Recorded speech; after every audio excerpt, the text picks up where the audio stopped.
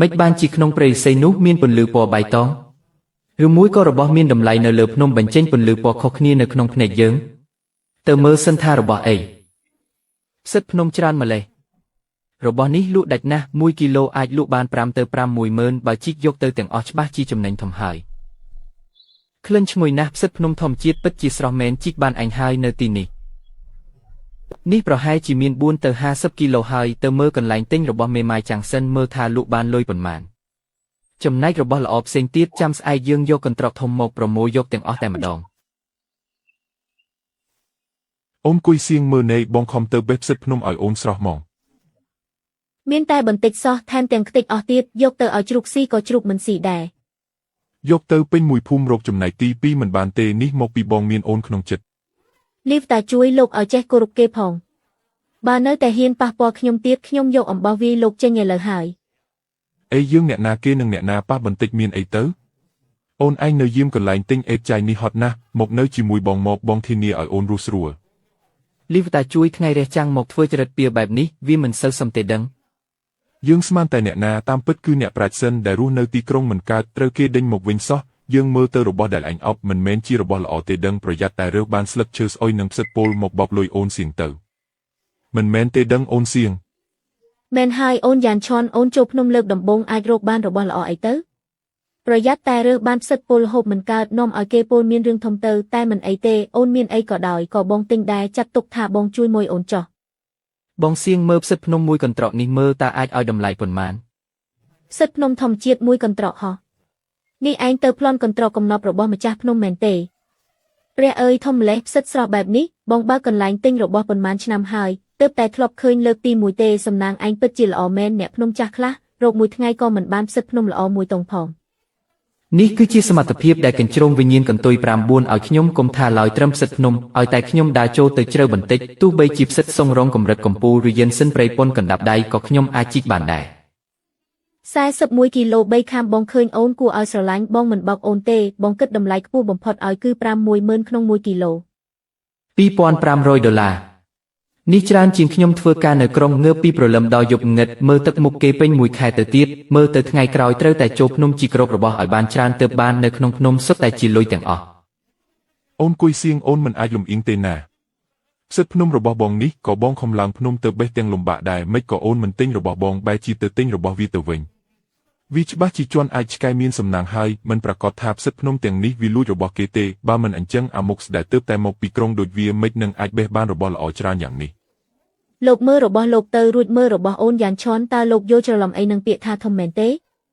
របស់លោកនេះសំបីតែយួរស្បែកជើងឲ្យផ្សិតភ្នំរបស់អូនយ៉ាងឈន់ក៏មិនសំផងនៅថាលួចរបស់គេទៀតបើខ្លាំងលោកឯងលួចផ្សិតភ្នំធំបែបនេះមួយកន្ត្រកមកឲ្យខ្ញុំមើលមកថ្ងៃក្រោយរបស់អនបែបនេះកុំយកមកឲ្យខ្ញុំទៀតខ្ញុំមិនទិញទេឆាប់ចេញទៅយើងគឺជាអ្នកទិញរបស់ឲ្យលោកគ្រូឈីស៊ីងណាអូយទោះបីជាប៉ាស៊ីងក៏ខ្ញុំមិនយកដែរឆាប់ចេញទៅអរគុណហើយបងសៀងបើអូនឯងព្រមឧស្សាហ៍មកនិយាយលេងជាមួយបងក៏បានដែរបងខ្ញុំមានការសុំទៅមុនហើយឈ្មោះណាស់របស់ភ្នំទើបតែជីកបានថ្មីពិតជាឆ្ងាញ់មែនមិនអាចគិតតែពីរឿងរកលុយទុកឲ្យពោះវានរងាបានទេរបស់ភ្នំដែលរកបានទោះបីជាមិនតិចតែរបស់ដែលមានតម្លៃថ្លៃពិតប្រាកដគឺនៅតំបន់ភ្នំជ្រៅខ្ញុំត្រូវតែខំប្រឹងចូលភ្នំរកលុយឲ្យបានច្រើនដើម្បីសន្សំទិញម៉ូតូមួយគ្រឿងផ្សិតភ្នំកាលពីម្សិលមិញធ្វើឲ្យខ្ញុំរកលុយបានយ៉ាងច្រើនថ្ងៃនេះខ្ញុំនឹងដើរចូលទៅជ្រៅបន្តិចទៀតមើលថាតើមានរបស់ភ្នំដែលមានតម្លៃជាងនេះឬអត់បងថ្លៃចូលភ្នំតាំងពីព្រលឹមម្លេះយ៉ានឈន់គឺឯងមែនហោម្សិលមិញអ្នកភូមិថាឯងត្រឡប់មកវិញបងនៅមិនទាន់ជឿទេមិនជួបគ្នាប៉ុន្មានឆ្នាំនៅក្រុងលំបាកច្រើនហើយមើលទៅតែរាងកាយមើលទៅមមួនជាងមុនតាបងថ្លៃក៏ជាមនុស្សកំសត់ដែរទើបតែរៀបការបាន2ថ្ងៃបងប្រុសខ្ញុំក៏ចូលភ្នំជួបគ្រោះថ្នាក់បាត់ទៅបងថ្លៃរស់នៅពឹងផ្អែកលើខ្លួនឯងរងពាក្យនិន្ទារបស់អ្នកភូមិមិនតិចទេយ៉ានឈន់2ថ្ងៃមុនបងសំណាងល្អជីកបានបន្លែព្រៃខ្លះមិនដាច់ចិត្តហូបរហូតយប់នេះមកផ្ទះបងមកបងនឹងធ្វើគៀវបន្លែព្រៃឲ្យអញហូបបាត់នៅក្រុងប៉ុន្មានឆ្នាំខ្ញុំឃ្លានគៀវនេះជាងគេហើយ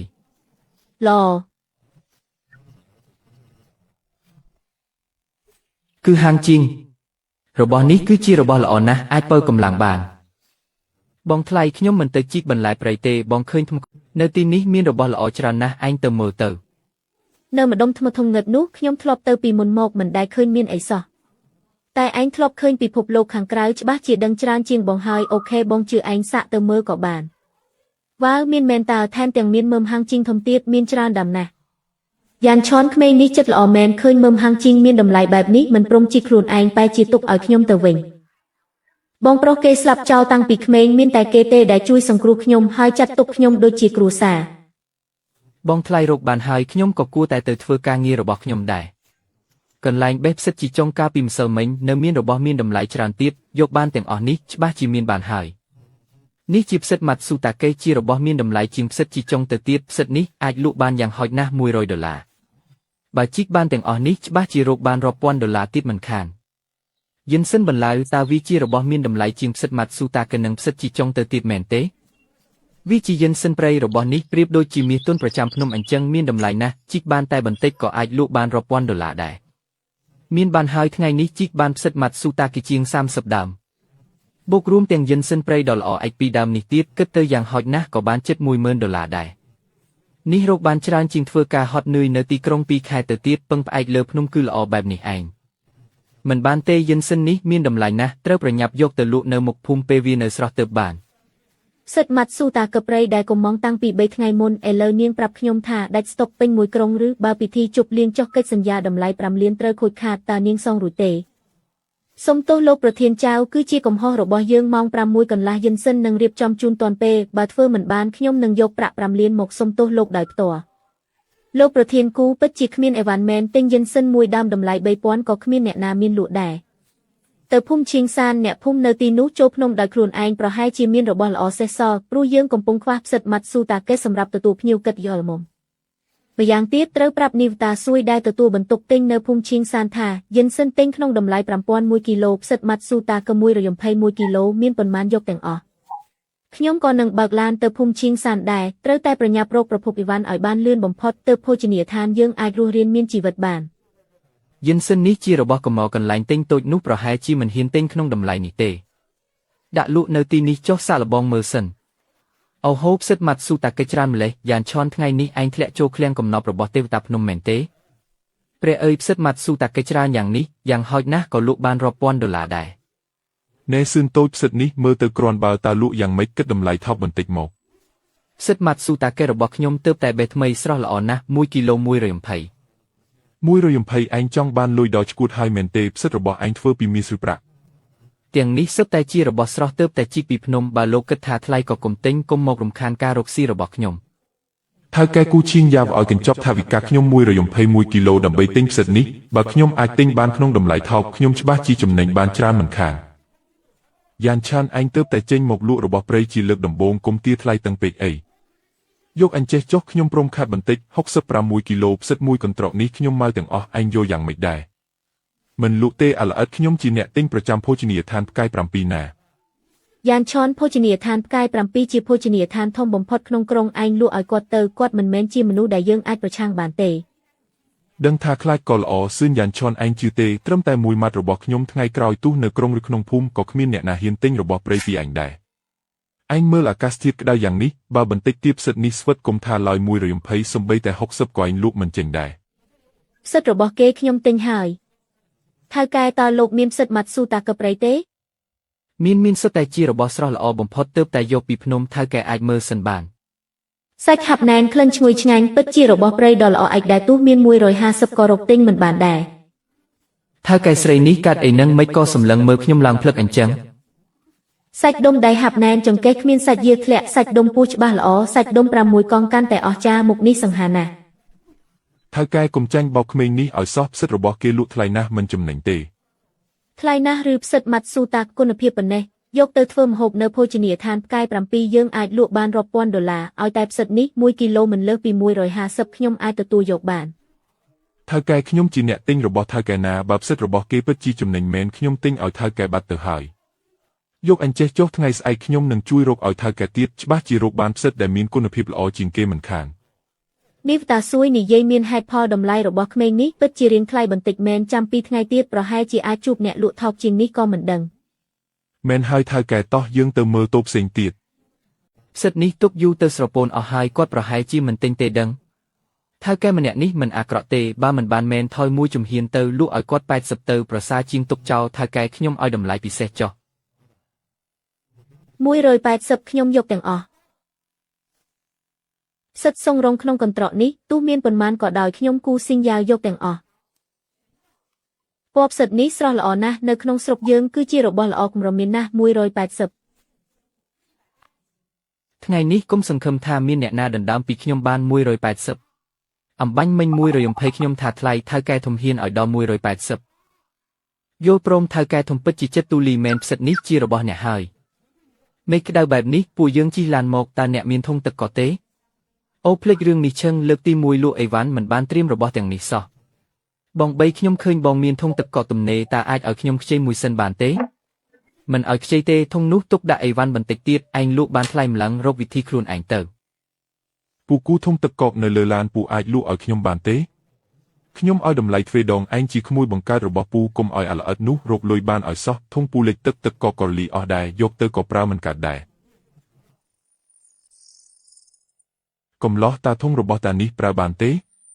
នៅមានការ៉េមសល់ប៉ុន្មានដើមទៀតអាចរក្សាភាពស្រស់បានកន្លះម៉ោងមិនមានបញ្ហាទេបានល្អណាស់លោកតាគូខ្ញុំមិនដឹងថាត្រូវអរគុណលោកតាយ៉ាងម៉េចទេអើយលោកតា តាក៏មិនមែនឲ្យអញទេដែរធុងនឹងការ៉េមនេះឯងត្រូវឲ្យតា5រៀល5រៀលនេះសំបីតែថ្លៃដើមធុងទេក៏មិនគ្រាន់ផងអ្នកភូមិជាមួយគ្នាឃើញខ្ញុំរកលុយបានក៏ច្រណែនមិនព្រមឲ្យខ្ចីសោះផ្ទុយទៅវិញលោកតាគូដែលមកពីភូមិផ្សេងលោកការ៉េមបែរជាជួយខ្ញុំក្នុងពេលនេះទៅវិញសេចក្តីល្អនេះថ្ងៃក្រោយខ្ញុំច្បាស់ជាតបស្នងគាត់វិញមិនខានអ្នកស្រីដាក់រួចរាល់ហើយពួកយើងឡើងឡានឥឡូវនេះ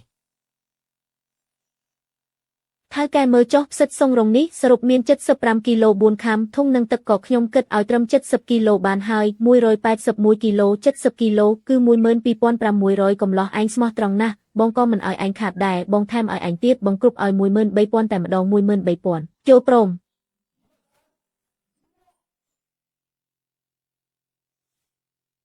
ទើបតែត្រឡប់មកភូមិចូលភ្នំបាន2ថ្ងៃសោះរកបានលុយជាង 10000 រៀលបាត់ទៅហើយនេះបើប្រៀបនឹងចូលភ្នំប៉ុន្មានឆ្នាំគុំថាឡើយទិញឡានទំនើបសំបីតែខ្លាយជាអ្នកមានបំផុតក្នុងក្រុងក៏មិនមែនជាបញ្ហាដែរ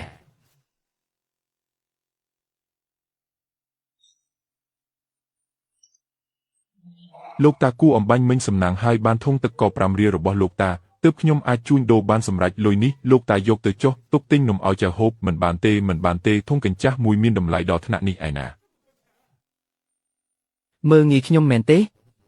យកទៅចុះធុងក្រដាសកញ្ចាស់មួយសោះអាចដូរបានលុយ500រៀលបើអំបាញ់មិញខ្ញុំឲ្យវាខ្ចីលុយនេះជារបស់ខ្ញុំបាត់ទៅហើយភ្លេចឯងឈឹងដើម្បីចង់បានប្រយោជន៍ឯងរារាំងខ្ញុំច្រើនដងស្ទើរតែធ្វើឲ្យលុយជិត 10000 រៀលហោះបាត់ទៅហើយចាំមើលតែម្ដងទៅ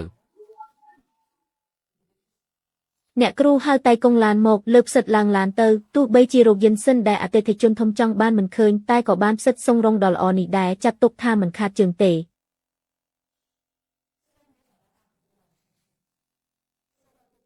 ថៅកែធំអ្នកចង់រកយិនសិនមែនទេខ្ញុំមានហើយសុទ្ធតែជារបស់ល្អទៀតផង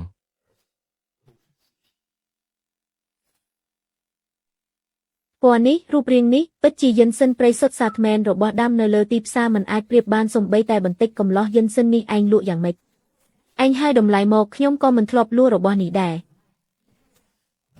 ពីមុនធ្លាប់មើលព័ត៌មានតាមអ៊ីនធឺណិតគេថាដើមយិនសិនព្រៃអាយុ15ឆ្នាំមួយដើមអាចលក់បានជាង 1000 រៀលថៅកែស្រីនេះមើលទៅមិនខ្វះលុយទេចាយវីក៏ទូលាយបើខ្ញុំឲ្យតម្លៃទាបពេកច្បាស់ជាខាត់មិនខានអ្នកឲ្យតម្លៃមកចុះឲ្យតែតម្លៃសមរម្យខ្ញុំនឹងលក់ឲ្យអ្នក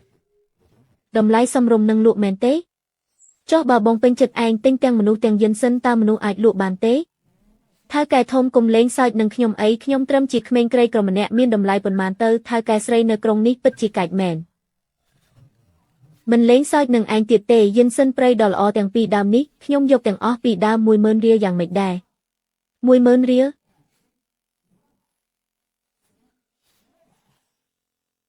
ត្រឹមតែយកស្មៅកញ្ចាស់ពីដើមនេះលក់បាន 10000 រៀល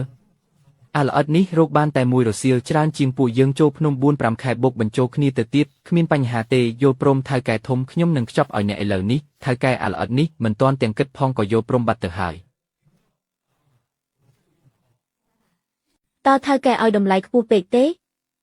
ខ្ញុំមិនមែនចង់បានតែយិនសិនរបស់គេទេគឺចង់បានមនុស្សគេតែម្ដង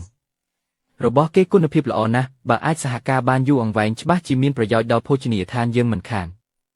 នេះនាមបានខ្ញុំថ្ងៃក្រោយតាក់ទងមកណាឲ្យតែមានរបស់ល្អខ្ញុំច្បាស់ជាឲ្យតម្លៃខ្ពស់បំផុត ថៅកែកុំបារម្ភអីថ្ងៃក្រោយបើមានរបស់ល្អខ្ញុំនឹងប្រាប់អ្នកមុនគេ យ៉ានឈុនយិនសិននឹងផ្សិតសុងរងនេះឯងបេះនៅណាប្រាប់ពូទី6បន្តិចមកយើងសុទ្ធតែអ្នកភូមិជាមួយគ្នាមានលុយរកជាមួយគ្នាទៅ ពូទី6បងវាងសានអ្នកទាំងអស់គ្នាក៏ដឹងដែររបស់ក្នុងព្រៃស៊ីសឹងលើនិស័យបើមាននិស័យវានឹងបានហើយបើគ្មាននិស័យទេបង្ខំក៏មិនបានដែរអំបាញ់មិញពេលខ្ចីធុងទឹកកកនាំគ្នារកលេសមិនឲ្យឥឡូវឃើញយើងមានលុយមកប្រាប់ថាអ្នកភូមិជាមួយគ្នាចង់បានប្រយោជន៍ពីយើងមែនទេកុំសង្ឃឹមឲ្យសោះរបស់ព្រៃទាំងនេះខ្ញុំសុំពីលោកតាចាស់ស្រុកក្នុងព្រៃតើបើអ្នកទាំងអស់គ្នាចង់បានចូលព្រៃទៅរកគាត់ខ្លួនឯងទៅ ថៃវាយកកម្លេះគ្រាន់តែសំណាងល្អសោះនឹង បងថ្លៃមិនដែរបានច្រើនទេយ៉ានឈុនឯងពិតជាពូកែមែននៅក្រោមធ្មនោះពិតជាមានមែនមានដល់ទៅ5ឬ6ដើមឯណោះធំណាស់បងចែកឲ្យឯងខ្លះទៅឯងប្រាប់កន្លែងល្អដល់បងអស់ហើយចុះបើឯងរកមិនបានរបស់ល្អទេនោះបងពិតជាមិនស្រួលចិត្តទេ ចែកធ្វើអីយើងជាគ្រួសារតែមួយតើយិនសិននេះចាត់ទុកជាថ្លៃបាយដែលខ្ញុំទៅញ៉ាំគៀវផ្ទះបងបន្តិចទៀតនេះចុះម្យ៉ាងទៀតព្រឹកនេះខ្ញុំរកបានជាង 20000 ឯណោះ ប៉ុន្មានជាង 20000 មានមន់រងាស់ញ៉ាំបន្លែព្រៃហើយនឹងគៀវស្នូបន្លែទៀត បងថ្លៃពេលនៅក្រុងខ្ញុំយកសប្តិចង់ញ៉ាំស្នាដៃបងណាស់ ប្អូនថ្លៃពិតជាមនុស្សស្មោះត្រង់មែនដើម្បីកុំឲ្យខ្ញុំគិតច្រើនរឿងយកកន្លែងរបស់គេសុកចិត្តកុហកថារកបានជាង 20000 ដើម្បីឲ្យខ្ញុំសប្បាយចិត្តគេនៅក្រុងម្នាក់ឯងមិនងាយស្រួលទេថ្ងៃនេះខ្ញុំត្រូវតែធ្វើម្ហូបឆ្ងាញ់ឲ្យគេញ៉ាំហើយ បងថ្លៃម្ហូបបងធ្វើឆ្ងាញ់ណាស់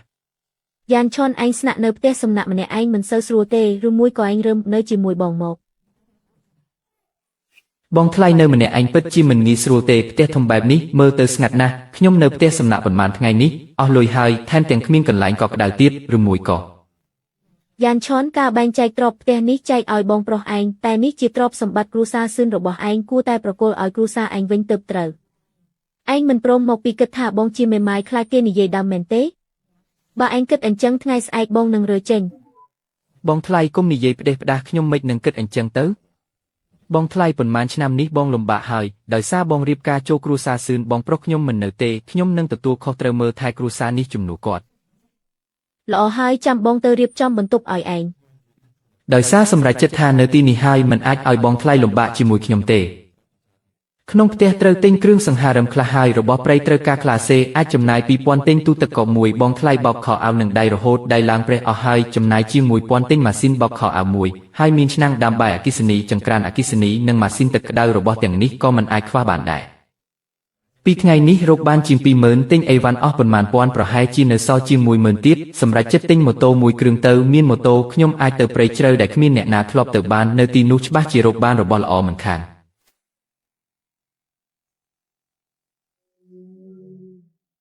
ទីនេះមានភូមិសាស្ត្រគ្រោះថ្នាក់អ្នកភូមិចាស់ក៏មិនហ៊ានមកជីកដែរខាងក្រោមនេះច្បាស់ជាមានរបស់ល្អច្រើនមិនខានសាកមើលសិន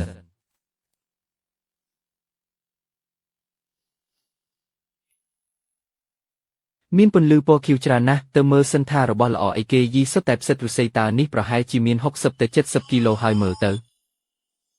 របស់នេះ 1 គីឡូលក់បាន 70 ទៅ 80 ដុល្លារឯផ្សិតញីនៅខាងក្នុងរឹតតែថ្លៃទៀតនេះចំសម្បុកវាមកហើយមានលុយហើយវើយពន្លឺពណ៌ស្វាយ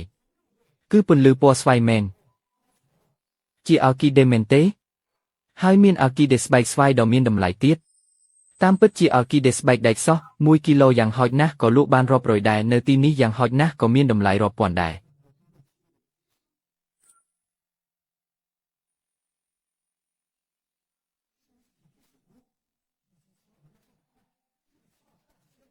មិនស្រួលទេភ្នែកលោកតាចាស់ស្រុកប្រើបានតែ5នាទីទេ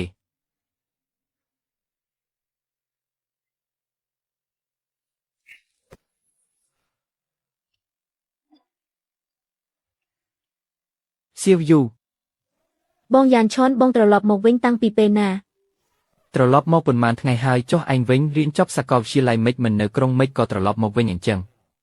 ការងារនៅក្រុងពិបាករកណាស់ថ្លៃឈ្នួលផ្ទះក៏ថ្លៃម៉ាក់ខ្ញុំសុខភាពមិនសូវល្អត្រូវការអ្នកមើលថែមួយធុងនេះអាចលក់បានប៉ុន្មាន10ដុល្លារ គ្រប់គ្រាន់សម្រាប់ចំណាយរស់នៅ2ថ្ងៃរបស់ខ្ញុំនឹងម៉ែហើយ សៀវយូកុំជីករបស់អត់បានការនឹងទៀតតោះយើងទៅមើលខាងនោះ ខាងនោះមានអីទៅ ជឿខ្ញុំទៅបន្លែព្រៃខាងនោះមានតម្លៃជាងខាងនេះឆ្ងាយណាស់ បាទខ្ញុំជឿបងវ៉ាវគឺផ្សិតលីងជឿក្រហមមានផ្សិតលីងជឿធំច្រើនណាស់ ឆាប់បេះទៅផ្សិតលីងជឿធំនេះ1គីឡូយ៉ាងហោចណាស់ក៏លក់បានរាប់រយដែរ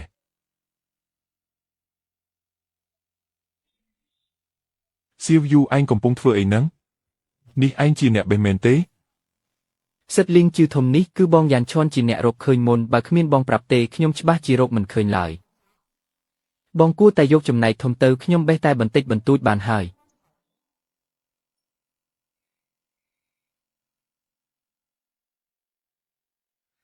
ថ្ងៃនេះប្រមូលផលបានច្រើនណាស់ផ្សិតលីងជឿក្រហមជាង30គីឡូទំពាំង60ទៅ70គីឡូហើយនឹងប្រទាលថ្មជាង20គីឡូទៀតបើលក់ទាំងអស់នេះច្បាស់ជាបានជា10000មិនខានសង្ឃឹមថាកន្លែងទិញនៅទីប្រជុំជននឹងឲ្យតម្លៃថ្លៃចុះ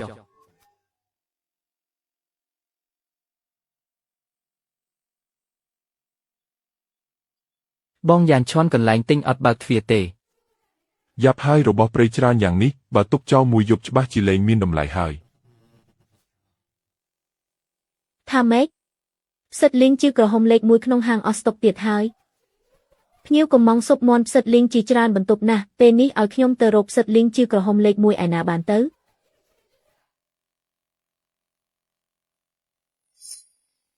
ថៅកែចុះបើអ្នកនាងទូរស័ព្ទសួរឈ្មោះសិនយ៉ាន់ឈុននៅភូមិឈីងសានមើលរបស់ព្រៃក្នុងដៃក្មេងនោះពិតជាស្រស់ល្អមែនប៉ុន្តែថ្ងៃនោះខ្ញុំបានត្រឹមតែទុកនាមបានឲ្យគេខ្ញុំអត់មានលេខទូរស័ព្ទគេទេ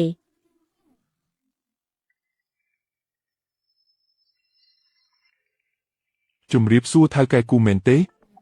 ខ្ញុំគឺសិនយ៉ាន់ឈុនដែលលក់យិនសិនឲ្យអ្នកនាងនៅមុខភូមិថ្ងៃមុននោះអីអូគឺយ៉ានឈុនតើខលមកខ្ញុំមានការអីមែនទេប្រកាសជាលក់របស់ព្រៃហើយខ្ញុំទើបតែរកបានផ្សិតលីងជឿក្រហមធំរាប់10គីឡូប្រទាលថ្មហើយនឹងទំពាំងមួយចំនួនទៀតតើអ្នកនាងយកទេយកខ្ញុំយកទាំងអស់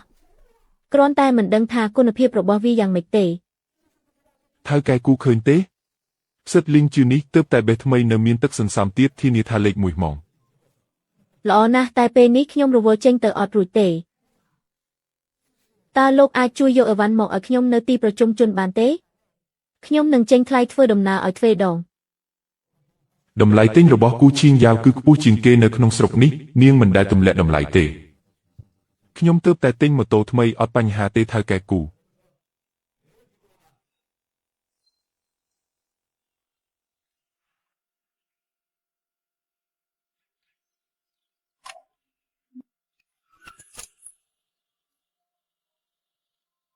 ឈូទៅប្រាប់អ្នកនៅខាងមុខផងឲ្យទុកបន្ទប់ប្រធានាធិបតីដែលល្អបំផុតមួយសម្រាប់ខ្ញុំ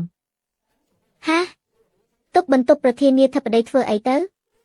ប្រើឲ្យទៅក៏ទៅចាស់ថៅកែសិនយ៉ានឈុនមានប្រភពអីវ៉ាន់ល្អយ៉ាងនេះហើយថែមទាំងមានរៀងសង្ហាទៀតខ្ញុំគូឈៀងយ៉ាវថ្ងៃនេះត្រូវតែយកលោកធ្វើជាអ្នកគុតគង់ប្រចាំឲ្យតតែបាន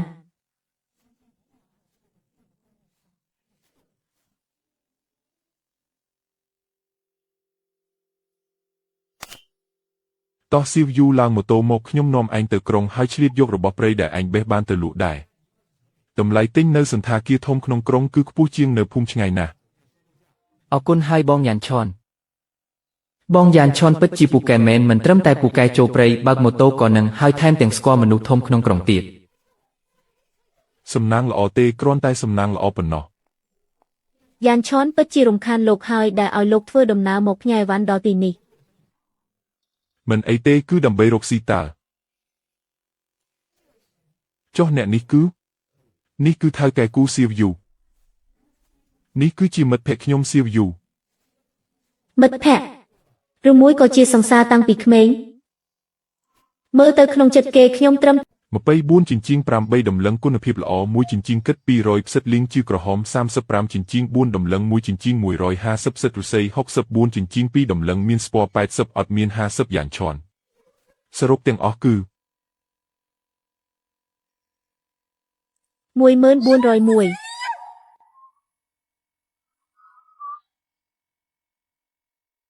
ព្រះអើយច្រើនម្លេះ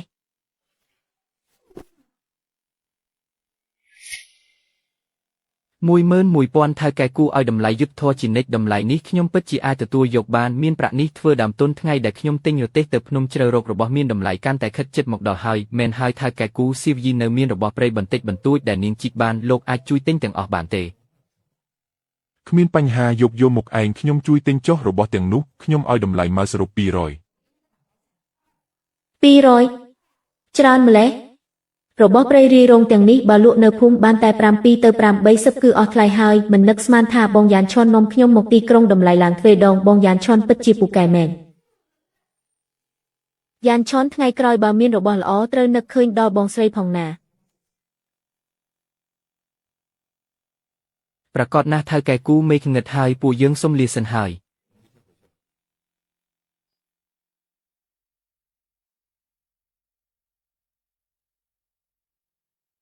អញ្ជើញមិនបានដណ្ដើមយកមកទើបសបាយ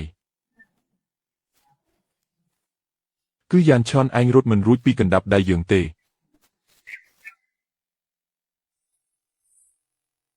យ៉ានឈុនស៊ីវយីពួកឯងនេះគឺថ្ងៃនេះនាំស៊ីវយីទៅលក់របស់ព្រៃនៅក្រុងរកប្រាក់បានមិនតិចទេយប់នេះពួកយើងអាំងសាច់ហូបនៅទីធ្លាផ្ទះជប់លៀងអបអរបន្តិចបានចាំបងថ្លៃជួយដុតសាច់ឲ្យបងថ្លៃខ្ញុំក៏ជួយដែរ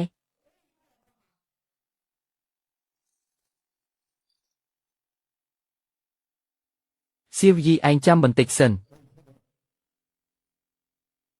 ប្រាក់នេះឯងយកទៅបងយ៉ានឈុនបងឲ្យខ្ញុំ1000ធ្វើអីថៅកែគូទិញរបស់ខ្ញុំឲ្យតែ200ទេតាប្រាក់ដែលគួរតែជារបស់ខ្ញុំទើបខ្ញុំយកមិនមែនជារបស់ខ្ញុំមិនយកសំបី1សេនក្មេងនេះមិនក៏រឹងរូសម្លេះសិតលីងជឿធំនៅជំរាវភ្នំនោះមិនមែនពួកយើងជីកបានជាមួយគ្នាទេអីប្រាក់នេះដើមឡើយក៏មានចំណែកឯងដែរតែទីតាំងនោះគឺបងយ៉ានឈុនរកឃើញដោយសមត្ថភាពខ្លួនឯងតើបើគ្មានបងខ្ញុំសំបីតែកូនផ្សិតក៏រកមិនឃើញផង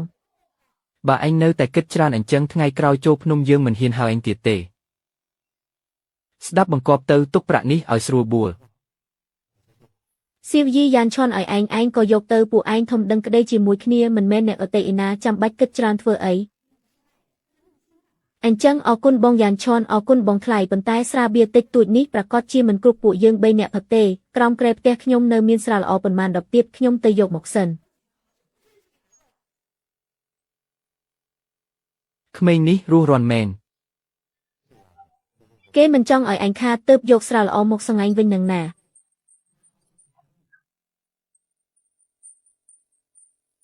ចម្លែកមែនស្រានោះខ្ញុំចាំច្បាស់ជាទុកនៅខាងក្នុងគេតា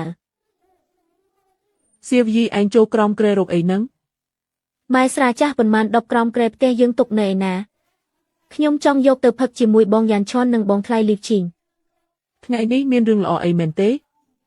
ស្រានេះគឺពុកឯងបន្សល់ទុកតាំងពីយូរទុកជិត30ឆ្នាំហើយពីមុនឯងសំបីតែប៉ះក៏មិនឲ្យប៉ះផងម៉ែមើលណែនេះគឺប្រាក់ដែលខ្ញុំចូលភ្នំជាមួយបងយ៉ានឈុនរកបានថ្ងៃនេះ1000ចូលភ្នំមិនក៏រកបានច្រើនម្លេះសៀវយីអើយផ្ទះយើងទោះបីជាខ្វះប្រាក់បងថ្លៃពេទ្យឲ្យឯងតែរឿងខុសច្បាប់យើងដាច់ខាតមិនអាចធ្វើទេណា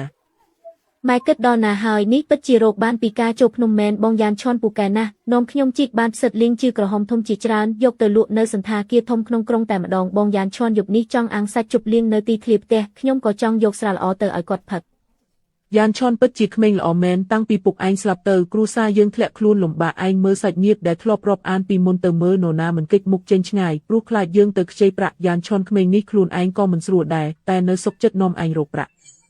សៀវយីឯងត្រូវចងចាំគុណនេះឲ្យច្បាស់ថ្ងៃក្រោយត្រូវចាត់ទុកគេដូចបងប្រុសបង្កើតស្ដាប់បង្គាប់គេឲ្យបានច្រើនចាស់ខ្ញុំដឹងហើយម៉ែបារ៉ែវរកស្រាល្អមិនឃើញទេអញ្ចឹងខ្ញុំយកស្រាមួយដបនេះទៅហើយណាអូយហើយបងយ៉ានឈុនឯងផឹកស្រាមិនអាចយកអានឹងទៅឲ្យផឹកបាន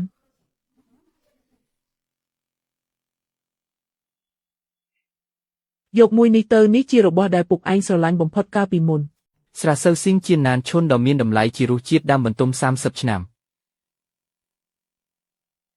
ក្នុងនេះមានបន្លែស្រស់បន្តិចបន្តួចនិងសាច់ភ្លៅក្រោយដែលខ្ញុំទើបតែហាន់រួចឯងយកទៅទាំងអស់ទៅគេបានជួយយើងច្រើនណាស់យើងមិនអាចមិនដឹងពីច្បាប់ទម្លាប់នោះទេអរគុណអ្នកម៉ែអញ្ចឹងខ្ញុំទៅសិនហើយ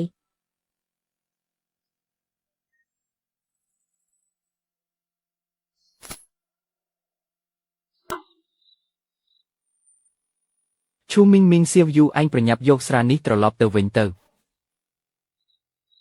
នេះជាស្រាចាស់30ឆ្នាំមានតម្លៃណាស់ខ្ញុំមិនអាចផឹកទេ នេះជាទឹកចិត្តអ្នកម៉ែខ្ញុំដើម្បីអរគុណលោកដែលបាននាំខ្ញុំចូលភ្នំរកប្រាក់ថ្ងៃនេះបើលោកមិនទទួលទេអ្នកម៉ែច្បាស់ជាជេរខ្ញុំស្លាប់មិនខាន បានទឹកចិត្តអ្នកមីងខ្ញុំសុំទទួលយកចុះតែស្រានេះឯងត្រូវតែយកត្រឡប់ទៅវិញយើងផឹកត្រឹមស្រាធម្មតាដែលទិញពីក្នុងក្រុងទៅបានហើយ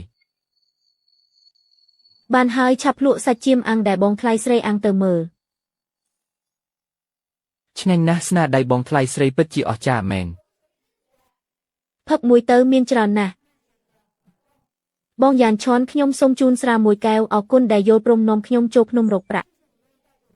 ក៏សូមអរគុណលីវឈីងនិងបងថ្លៃស្រីដែរសាច់អាំងរបស់បងគឺឆ្ងាញ់ជាងគេដែលខ្ញុំធ្លាប់ញ៉ាំចូលកែវ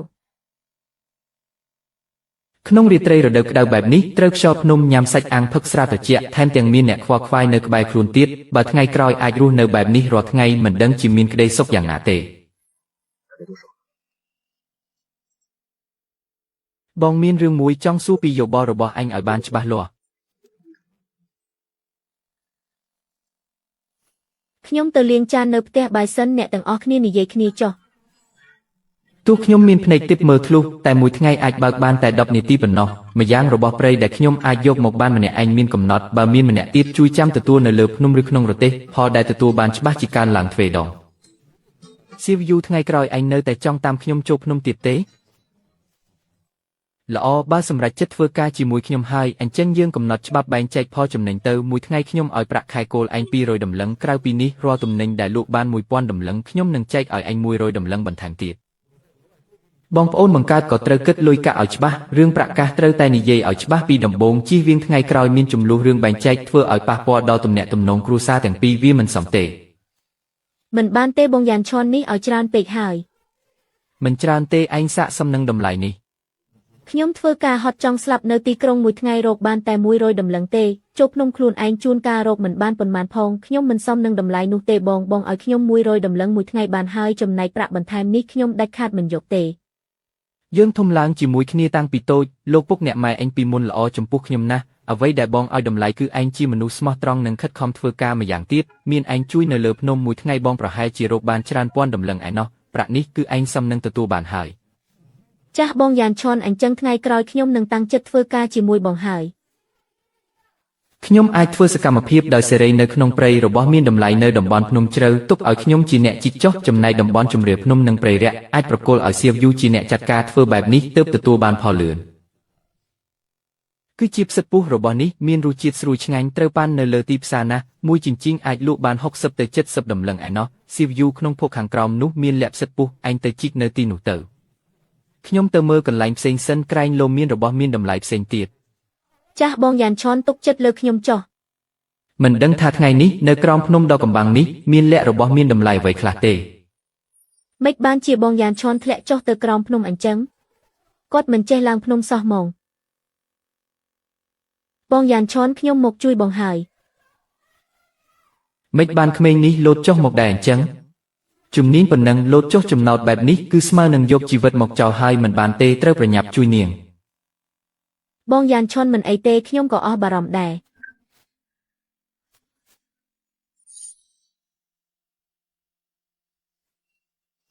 នេះជាដែនដីទេវតាភ្នំដែលអាចនាំមនុស្សចូលភ្នំជាមួយគ្នាបាននឹកស្មានមិនដល់ថាធម្មពលទេវតាភ្នំដែលផ្ទេរមកឲ្យខ្ញុំមានសមត្ថភាពអស្ចារ្យបែបនេះសោះ បងយ៉ានឈននេះវាមានរឿងអីឲ្យប្រកាសទៅ ក្មេងល្ងងនេះដើម្បីជួយខ្ញុំសំបីតែជីវិតខ្លួនឯងក៏មិនខ្វល់បើខ្ញុំនៅតែលាក់បាំងនាងទៀតវាមិនសមជាកូនប្រុសទេម្យ៉ាងទៀតពេលនេះមានដែនដីទេវតាភ្នំនេះហើយខ្ញុំអាចនាំនាងចូលព្រៃជ្រៅជីករករបស់មានតម្លៃជាមួយគ្នាបានយ៉ាងងាយ សៀវយូតាមពិតទៅខ្ញុំមានអាចកំបាំងមួយដែលមិនធ្លាប់ប្រាប់ឯង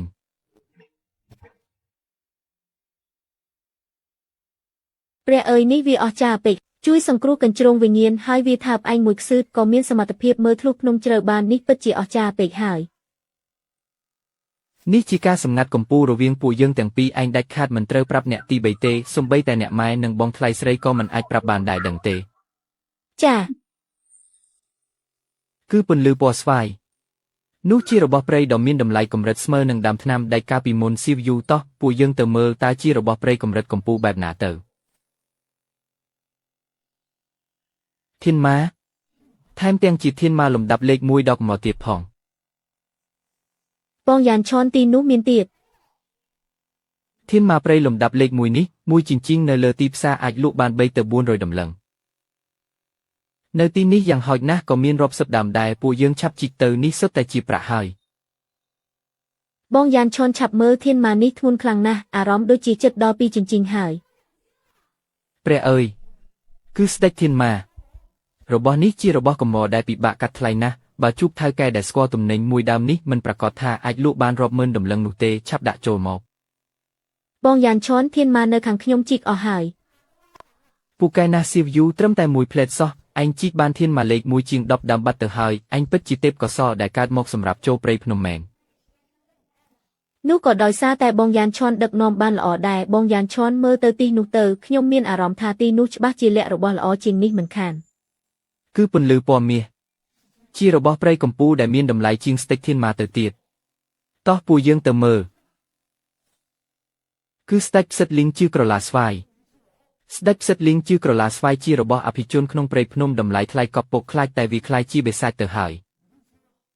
នៅលើទីផ្សារគេដេញថ្លៃដល់រាប់ពាន់តម្លឹងបាត់ទៅហើយគ្រាន់តែជីកបានមួយដើមនេះពួកយើងអាចរកប្រាក់បានរាប់ម៉ឺនតម្លឹងសៀវយូតោះពួកយើងរួមគ្នាចាប់ជីកវាចេញមក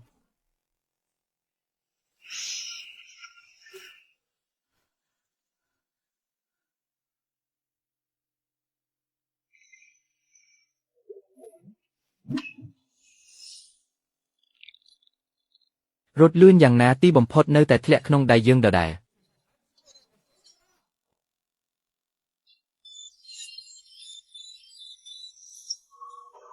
មិនស្រួលទេពេលវេលាកំណត់5នាទីជិតដល់ហើយសៀវយូឆាប់មកទីនេះពួកយើងត្រូវប្រញាប់ត្រឡប់ទៅលើភ្នំវិញ ច្រើនណាស់បងយ៉ានឆនថ្ងៃនេះពួកយើងពិតជាខ្លាចជាអ្នកមានធំហើយគ្រាន់តែល្អយនេះនៅមិនទាន់ដាក់ពេញល្អគួរឲ្យស្ដាយបន្តិច បងយ៉ានឆនបងសម្រាប់សិនចុះខ្ញុំទៅរកមើលនៅជំរាលភ្នំក្បែរនេះបន្តិចមើលថាតើអាចរកបានពេញឬអត់ ក្មេងគឺល្អអញ្ចឹងឯងដើរហត់ពេញមួយភ្នំជាមួយយើងហើយនៅតែមានកម្លាំងទៀតសៀវយូដើរទៅឆ្វេង15ជំហាននៅខាងក្រោមនោះមានរបស់ល្អ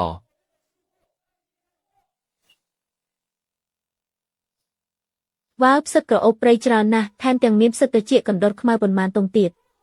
របស់ទាំងនេះទោះមិនមានតម្លៃស្មើនឹងស្ដេចផ្សិតលីងជាក្រឡាស្វាយនិងស្ដេចធានម៉ាតែក៏ជារបស់ល្អពិតដែរ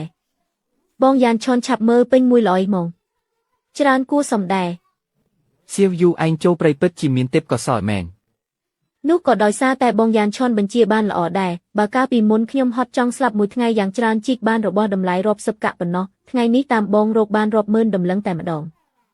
បងយ៉ានឆនបងពូកែពេកហើយមិនត្រឹមតែអាចមើលធ្លុះដឹងច្បាស់ថាកន្លែងណាមានរបស់ព្រៃថែមទាំងអាចនាំខ្ញុំដើរពេញភ្នំជ្រៅទៀតហាក់ដូចជាកំពុងយល់សប្តិអញ្ចឹង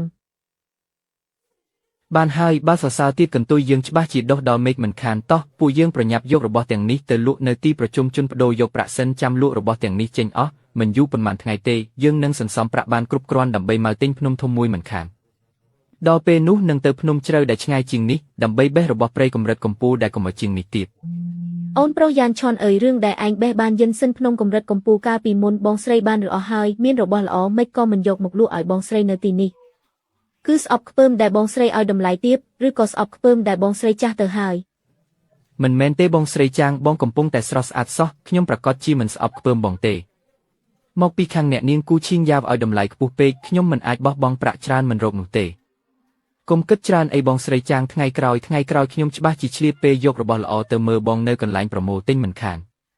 ក៏បាននោះពិតជាគួរឲ្យស្ដាយណាស់មួយធំរបស់ហាងថ្នាំធំប្រចាំខេត្តមកធ្វើជាភ្ញៀវនៅកន្លែងខ្ញុំគេថាចង់ទិញរបស់ព្រៃកម្រិតកម្ពុជាក្នុងតម្លៃខ្ពស់មែនហើយថៅកែធំនោះហាក់ដូចជាមានបើកចំការព្រៃឈើធំមួយផងអំបញ្ញមិញគាត់ទើបតែប្រាប់ខ្ញុំថាឲ្យតែអ្នកភូមិណាអាចផ្គត់ផ្គង់របស់ល្អឲ្យគាត់បានពេលទៅមកទិញភ្នំនៅកន្លែងគាត់នឹងបញ្ចុះតម្លៃឲ្យ2ភាគ10តែម្ដងគេឲ្យខ្ញុំជួយណែនាំមួយដែលគួរឲ្យទុកចិត្តប៉ុន្មានអ្នកឲ្យ ចំការព្រៃឈើមកទិញភ្នំបញ្ចុះតម្លៃ2ភាគ10ចំការព្រៃឈើបញ្ចុះតម្លៃ2ភាគសៀវយូយប់ហើយឆាប់ឡើងឡានមកយើងទៅហាងទិញទំនិញរបស់ចាងគួយសៀងដើម្បីលក់របស់យកតែម្ដងតោះទៅអឺ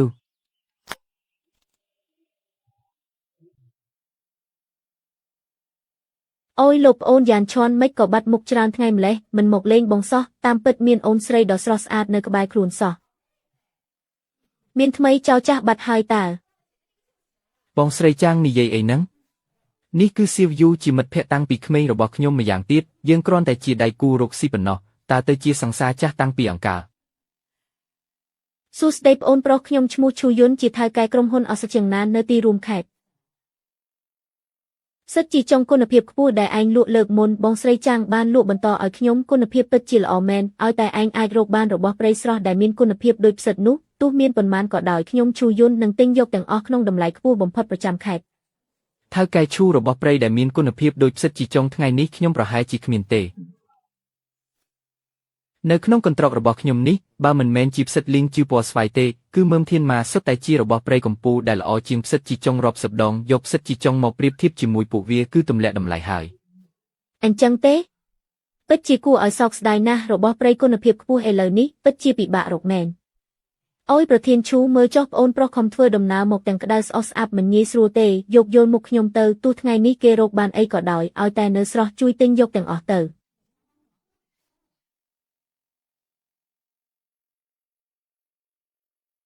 ផ្សិតក្រអូបព្រៃផ្សិតត្រចៀកកណ្ដុរទោះបីជាវាជារបស់ព្រៃធម្មតាក៏ដោយតែទំហំនិងភាពស្រស់របស់វាពិតជាល្អមែនខ្ញុំយកទាំងអស់នេះ1គីឡូខ្ញុំអាចឲ្យតម្លៃ60ទៅ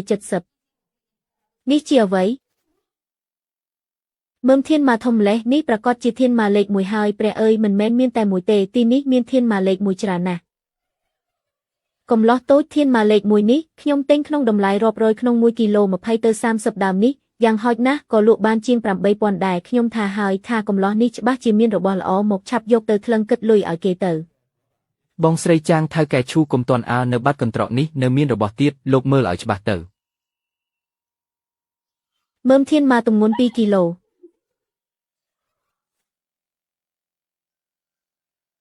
ខ្ញុំបើកក្រុមហ៊ុនអស់ជាង10ឆ្នាំហើយធានម៉ាព្រៃស្រស់ធំបែបនេះទើបតែធ្លាប់ឃើញជាលើកទី1មើមធានម៉ានេះ20000ខ្ញុំទិញហើយ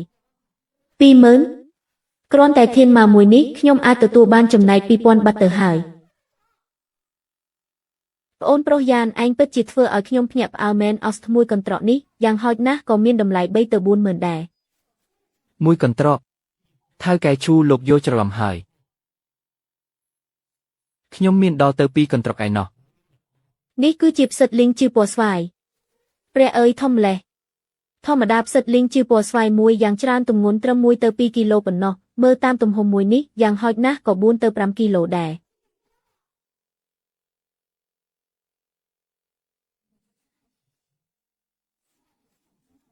ផ្សិតលីងជាពណ៌ស្វាយដើមឡើយមានតម្លៃថ្លៃខ្លាំងណាស់ទៅហើយរឹតតែមិនបាច់និយាយដល់ទំហំដ៏ធំបែបនេះទៀតតម្លៃរបស់មួយនេះថ្លៃជាងធម្មតា2ទៅ3ដងឯណោះប្អូនប្រុសនេះឯងជីកបានឃ្លាំងកំណប់របស់ម្ចាស់ភ្នំមែនទេនេះពិតជាផ្សិតលីងជាពណ៌ស្វាយមែនធានាថាសុទ្ធ100%ថៅកែឈូកុំទាន់រំភើបអីយកទៅថ្លឹងសិនទៅមើលថាសរុបលក់បានលុយប៉ុន្មានគ្មានបញ្ហាទេបងស្រីចាងឆាប់យកចិញ្ចៀងធំរបស់បងមក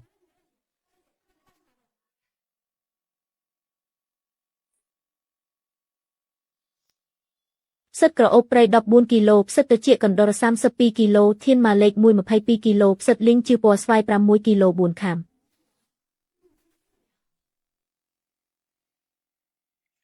យីផ្សិតលីងជាពណ៌ស្វាយនេះធ្ងន់ជាងការគិតរបស់ខ្ញុំជាង1គីឡូឯណោះជាង1គីឡូដែលលើនេះសុទ្ធតែជាលុយទាំងអស់ផ្សិតត្រចៀកកណ្ដុរខ្ញុំគិតឲ្យ65ក្នុង1គីឡូផ្សិតក្រអូបព្រៃ72ធានម៉ាលេខ1 700ធានម៉ាដ៏ធំទម្ងន់2គីឡូនេះខ្ញុំឲ្យ20000ចំណែកឯផ្សិតលីងជាពណ៌ស្វាយនេះខ្ញុំគិតឲ្យ8000ក្នុង1គីឡូសរុបគឺ89588ឯងជាមិត្តដែលបងស្រីចាងណែនាំមកខ្ញុំបង្គុតឲ្យ90000ចុះ90000មួយថ្ងៃរកបាន90000បងប្រុសយ៉ានឈុនខ្ញុំសំបីតែយកសັບក៏មិនហ៊ានយកសັບធំបែបនេះដែរនឹកស្មានមិនដល់ថាថ្ងៃនេះបងអាចធ្វើវាបានអូយប្អូនប្រុសយ៉ានឈុនឯងពិតជាពូកែមែនអ្នកភូមិចាស់ជាច្រើនហៅខ្យល់ហៅថ្ងៃពេញមួយឆ្នាំក៏រកប្រាក់មិនបានស្មើឯងរកមួយថ្ងៃនេះដែរបើគុំតែបងឃើញឯងធំពីតូចមកម្លេះបងច្បាស់ជាសង្ស័យថាឯងជាកូនលួចលាក់របស់ទេវតាភ្នំមិនខាន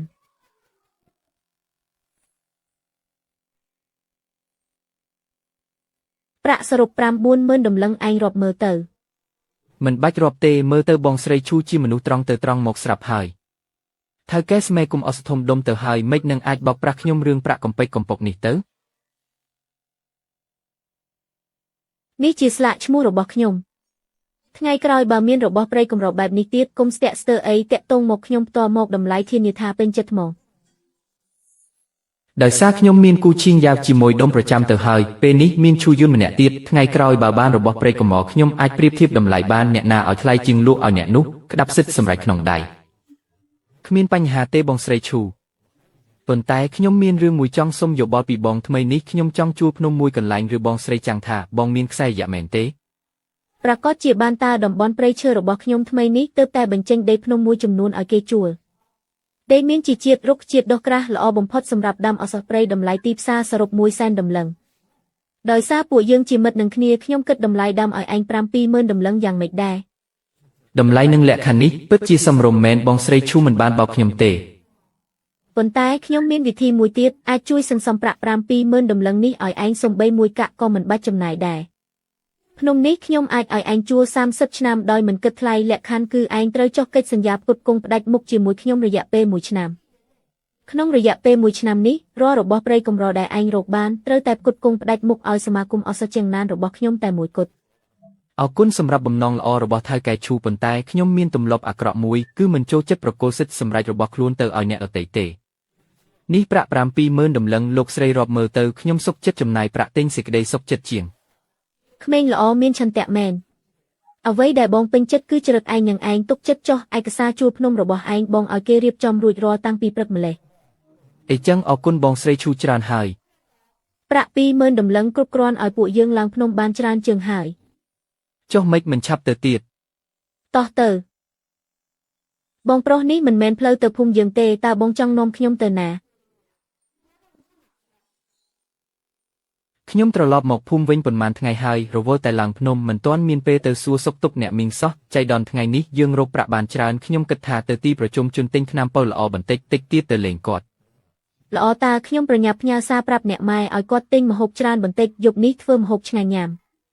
គ្រួសារសៀវយូទោះបីជាក្រលំបាកតែយ៉ាងហោចណាស់ក៏មានម្ដាយរស់នៅពឹងផ្អែកគ្នាមានគ្រួសារដ៏កក់ក្ដៅមួយដែរមិនដូចខ្ញុំទេម៉ែស្លាប់ចោលតាំងពីតូចត្រឡប់មកភូមិវិញក៏រស់នៅកណ្ដោយកណ្ដែងម្នាក់ឯង អូយយ៉ានឆនមកហើយតើទៅវឹកហាត់នៅទីក្រុងប៉ុន្មានឆ្នាំនេះធំឡើងសង្ហាយ៉ាងនេះ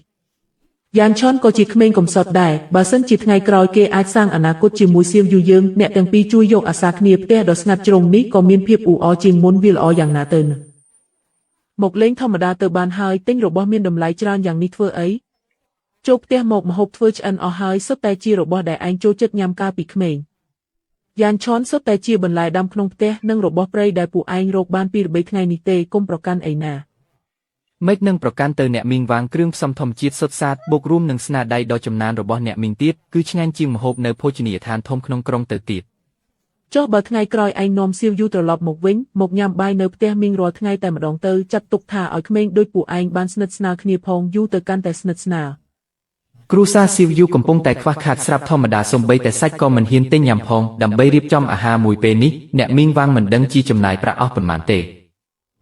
អ្នកមីងវាងខ្ញុំពិតជាចង់ញ៉ាំម្ហូបអ្នកមីងរាល់ថ្ងៃមែន ប៉ុន្តែនៅផ្ទះខ្ញុំមានបងថ្លៃស្រីម្នាក់ទៀតមិនអីទេបងថ្លៃស្រីពិតជាត្រូវមើលថែមែនអីចឹងឯងឆ្លៀតមកលេងម្ដងការក៏បានដែរមកអ្នកមីងវាងសុំជួយមួយកែវស្រាល្អមែនប្រកាសហើយនេះជាស្រាដែលលោកពួកឯងបន្សល់ទុកកាលពីមុនជាស្រាជាណានឈុន 30 ឆ្នាំរសជាតិច្បាស់ជាមិនធម្មតាទេ ស្រាជាណានឈុន 30 ឆ្នាំអ្នកមីងវាងខ្ញុំមិនបានធ្វើរឿងធំដុំអីទេអ្នកមីងយកស្រាថ្លៃយ៉ាងនេះមកទទួលខ្ញុំមិនធ្វើឲ្យខ្ញុំអាយុខ្លីទេ ឯងនាំសៀវយូឡើងភ្នំរកប្រាក់រាល់ថ្ងៃជួយគ្រួសារយើងឲ្យឆ្លងផុតការលំបាករឿងទាំងនេះមីងចងចាំទុកក្នុងចិត្តជានិច្ចឯងគឺជាអ្នកមានគុណរបស់គ្រួសារយើងត្រឹមស្រាមួយដប់មានអីធំដុំទៅ បងប្រុសសិនបងកុំប្រកែកអីម៉ែខ្ញុំនិយាយត្រូវហើយបងជួយពួកយើងច្រើនណាស់ស្រាមួយដប់នេះបងសាក់សំនឹងទទួលហើយ អ្នកមីងវាងនិយាយដល់ថ្នាក់នេះទៅហើយបើខ្ញុំនៅតែប្រកែកទៀតគឺពិតជាមិនទុកមុខឲ្យគាត់មែនអ្នកមីងវាងអីចឹងខ្ញុំសុំលើកដាច់ហើយណាអ្នកមីងថ្ងៃនេះបែងចែកប្រាក់ដែលរកបានជាមួយស៊ីវយូសិនមីងវាងប្រាក់ 200 តម្លឹងនេះជាប្រាក់ខែគោលដែលបាននិយាយគ្នាពីមុនមានរាល់ថ្ងៃមីងទុកឲ្យស្រួលបួលទៅ 200 តម្លឹងមិនបានទេនេះវាច្រើនពេកហើយមួយថ្ងៃ200មួយខែ 6000 តម្លឹងសូម្បីតែអ្នកប្រាធ្វើការនៅសាលាស្រុកក៏មិនបានច្រើនម្លេះដែរ មីងកុំបារម្ភអីខ្ញុំមិនឲ្យខាតទេថ្ងៃនេះមានស៊ីវយូជួយមួយថ្ងៃរកបានរាប់ម៉ឺនដំឡឹងឯណោះប្រាក់ 9,000 ដំឡឹងនេះជាចំណែករបស់ស៊ីវយូថ្ងៃនេះលក់បានជាង 90,000 នេះជាចំណែកមួយភាគដែលនាងគួរទទួលបាន 9,000 ដំឡឹងនេះរកបានតែក្នុងមួយថ្ងៃទេមែនឬក៏អត់នឹង មីងសួរស៊ីវយូទៅ អព្រះជាម្ចាស់អើយខ្ញុំនឹងស៊ីវយូខំធ្វើការទាំងយប់ទាំងថ្ងៃកន្លះឆ្នាំក៏មិនប្រកាសថាសន្សំប្រាក់បានច្រើនយ៉ាងនេះដែរនាងទៅតាមឯងតែមួយថ្ងៃរកបានបាត់ទៅហើយ រឿងបែងចែកប្រាក់នេះឲ្យតែមីងមិនយល់ទាស់គឺបានហើយខ្ញុំចែកឲ្យស៊ីវយូតែមួយភាគទេខ្លាចតែមីងអន់ចិត្តរឿងប្រាក់កាក់នេះងាយនឹងមានបញ្ហាណាស់ទោះជាបងប្អូនបង្កើតក៏អាចឆ្លោះគ្នាព្រោះតែចែកមិនស្មើគ្នាដែរ អន់ចិត្តរឿងអីយ៉ានឈនទូមីងមិនសូវចេះអក្សរតែមីងយល់ហេតុផលឯងអាចរកបានរបស់ព្រៃល្អច្រើនយ៉ាងនេះច្បាស់ជាដោយសារឯងមានសមត្ថភាពដែលអ្នកធម្មតាគ្មានស៊ីវយូបានចំណេញដោយសារឯងទេគុំថាឡើយមួយភាគទោះឯងឲ្យប្រាក់ឈ្នួលនាងបន្តិចបន្តួចក៏ប្រសើរជាងនាងធ្វើការដោយខ្លួនឯង 10,000 ដងដែរយ៉ានឈនមីងសម្រេចចិត្តជំនួសស៊ីវយូហើយការបែងចែកនេះពិតជាគ្មានបញ្ហាទេមីងអរគុណឯងស្ទើរតែមិនទាន់ផងស៊ីវយូថ្ងៃក្រោយត្រូវស្ដាប់បង្គាប់បងយ៉ានឈនឲ្យបានច្រើនគេជាអ្នកមានគុណធំរបស់គ្រួសារយើង អ្នកម៉ែទុកចិត្តចុះបងយ៉ានឈនប្រើឲ្យធ្វើអីខ្ញុំធ្វើនឹងហើយបងយ៉ានឈនបងនិយាយជាមួយអ្នកម៉ែចុះខ្ញុំទៅលាងចាននៅផ្ទះបាយសិនហើយ យ៉ានឈនឯងប្រាប់មីងតាមត្រង់មកមើលតើឯងគិតថាស៊ីវយូផ្ទះយើងយ៉ាងម៉េចដែរ មីងវាងចង់សំគុំខ្ញុំនិងស៊ីវយូខ្ញុំតែងតែចាត់ទុកនាងដូចជាប្អូនស្រីបង្កើតតើតែនិយាយមែនទែនទៅស៊ីវយូមានចរិតល្អឧស្សាហ៍ព្យាយាមហើយរូបរាងក៏ស្រស់ស្អាតដែរបើពិតជាអាចរៀបការជាមួយប្រពន្ធដ៏ល្អបែបនេះមែនមួយជីវិតនេះចាត់ទុកថាមានសេចក្តីសុខហើយ ពុកនាងស្លាប់ចោលតាំងពីលឿនក្នុងផ្ទះសល់តែម៉ែនិងកូនស្រីគុំខ្លាចឯងសាច់អីមីងយកសពចង់ឲ្យក្នុងផ្ទះមានបុរសម្នាក់ធ្វើជាបង្គោលគ្រួសារណាស់យ៉ានឈនឯងក៏ជាក្មេងល្អម្នាក់ដែរ មីងវាងស៊ីវយូពិតជាក្មេងស្រីល្អមែនតែរឿងនេះទុកពេលឲ្យខ្ញុំគិតសិនទៅព្រោះរឿងរៀបការជារឿងធំប្រញាប់មិនបានទេ មិនអីទេឯងនឹងស៊ីវយូនៅក្មេងមនោសញ្ចេតនាអាចបណ្ដោះបណ្ដាលបន្តិចម្ដងបានគ្រាន់តែរាងកាយមីងនេះចិត្តធ្លាក់ដល់ដីទៅហើយខ្លាចតែរងចាំមិនដល់ថ្ងៃនោះទេ បើខ្ញុំរៀបការឥឡូវនេះចុះលីវិឈីងនិងបងថ្លៃស្រីគិតយ៉ាងម៉េចបងប្រុសខ្ញុំទើបតែស្លាប់ប៉ុន្មានឆ្នាំនាងគ្មានទីពឹងស្រាប់ទៅហើយបើខ្ញុំរើចេញទៅនៅម្នាក់ឯងទៀតទុកនាងចោលក្នុងផ្ទះធំតែឯងវាពិតជាមិនយុត្តិធម៌សម្រាប់នាងទេមីងវាងសម្ដីនេះមិនអាចនិយាយផ្ដេសផ្ដាសទេមីងនៅមានកម្លាំងមុំមុនណាស់មីងទុកចិត្តចុះថ្ងៃក្រោយស៊ីវយូនឹងតាមខ្ញុំរកប្រាក់ហើយឲ្យតែសិនយ៉ានឈនខ្ញុំមានបាយហូបខ្ញុំដាច់ខាតមិនបណ្ដោយឲ្យម៉ែនិងកូនស្រីមីងដាច់ពោះឡើយ ពុកម៉ែខ្ញុំស្លាប់តាំងពីខ្ញុំនៅក្មេងប៉ុន្មានឆ្នាំនេះមីងវាងតែងតែមើលថែខ្ញុំពេលនេះខ្ញុំមានភ្នែកទេវតាភ្នំហើយខ្ញុំត្រូវតែនាំពួកគេឲ្យមានជីវភាពល្អប្រសើរ មិនក៏ត្រឡប់មកវិញយឺតម្លេះម្ហូបត្រជាក់អស់ហើយចាំខ្ញុំទៅកម្ដៅនៅផ្ទះបាយឲ្យ មិនបាច់រំខានទេបងថ្លៃខ្ញុំហូបពីក្រៅរួចហើយ អញ្ចឹងថ្ងៃក្រោយបើអញហូបពីក្រៅត្រូវប្រាប់ខ្ញុំមុនផងណាថ្ងៃនេះខ្ញុំឡើងភ្នំទៅបេះផ្លែឈើព្រៃដែលឯងចូលចិត្តហូបបានប៉ុន្មានគីឡូឯណោះខ្ញុំបកសម្បកឲ្យឯងរួចអស់ហើយ អ្នកណាថាខ្ញុំហូបឆ្អែតហើយខ្ញុំគ្រាន់តែហូបទ្របពោះពីក្រៅបន្តិចបន្តួចប៉ុណ្ណោះផ្លែឈើដែលបងថ្លៃបកឲ្យគឺឈ្ងុយជាងគេខ្ញុំអាចហូបបាន2ចានទៀត ប្អូនថ្លៃប៉ុន្មានថ្ងៃនេះចេញចូលភ្នំទាំងយប់ទាំងថ្ងៃត្រូវថ្ងៃខ្មៅហើយក៏ស្គមដែរគេខំប្រឹងរកប្រាក់ចិញ្ចឹមគ្រួសារនៅខាងក្រៅយ៉ាងលំបាកខ្ញុំត្រូវតែរៀបចំការងារក្នុងផ្ទះឲ្យបានល្អព្រឹកស្អែកខ្ញុំនឹងក្រោកពីព្រលឹមធ្វើអាហារពេលព្រឹកយ៉ាងឆ្ងាញ់ឲ្យគេស៊ីវយូឆាប់យកនំនឹងបដែលទើបតែធ្វើឆ្អិននេះទៅឲ្យយ៉ានឈនជាអាហារពេលព្រឹកទៅគេនាំឯងទៅរកប្រាក់បានច្រើនណាស់ ពួកយើងដាច់ខាតមិនអាចធ្វើឲ្យខកបំណងល្អរបស់គេឡើយ ចាស់អ្នកម៉ែខ្ញុំទៅឥឡូវហើយ ថៅកែឈូបានទិញភ្នំរហោស្ថាននោះហើយថ្ងៃនេះប្រហែលជាអាចរៀបចំរួចរាល់ហើយមិនប្រកាសថាអាចរកបានរបស់ព្រៃមានតម្លៃជាងនេះហើយរកប្រាក់បានច្រើនជាងនេះទៀតផង បងប្រុសមើលណូខ្ញុំយករបស់ឆ្ងាញ់អីមកឲ្យបង វ៉ាវនំខ្ទឹមទើបតែចំអិនឆ្អិនថ្មីហើយនៅមានបអង្ករសម្រុបទៀត សុទ្ធតែអ្នកម៉ែខ្ញុំក្រោកធ្វើតាំងពីព្រលឹមនៅក្តៅនៅឡើយទេឆាប់ហូបទៅ ជួយអរគុណមីងវាងជំនួសខ្ញុំផងដែលខំធ្វើម្ហូបនេះ ខ្ញុំក្រោកតាំងពីព្រលឹមធ្វើនំប៉ាវសាច់ឲ្យយ៉ានឈនគេប្រកាសជាចូលចិត្តហើយចូលមកចុះឆាប់ភ្លក់នំប៉ាវសាច់ដែលបងថ្លៃធ្វើផ្ទាល់ដៃទៅមើលហូបរួចបាត់ទៅហើយតើ បងថ្លៃមិនដឹងថាខ្ញុំហូបមិនទាន់ឆ្អែតនំប៉ាវសាច់នេះមកទាន់ពេលល្អណាស់ខ្ញុំហូបឥឡូវនេះហើយ ហូបមួយទៅប្រយ័ត្នស្លាក់តាំងពីយ៉ានឈនត្រឡប់មកចូលភ្នំវិញចំណាយកម្លាំងផឹកទឹកបន្តិចទៅមកពីបងថ្លៃស្រីឯងមកយឺតទើបធ្វើឲ្យឯងញ៉ាំនំប៉័ងអស់ពីរ មិនយូរទេនំប៉ាវដែលបងថ្លៃស្រីធ្វើគឺឆ្ងាញ់ជាងគេលើលោកទោះជាខ្ញុំត្រូវបែកពោះក៏ខ្ញុំត្រូវតែញ៉ាំឲ្យអស់ដែរ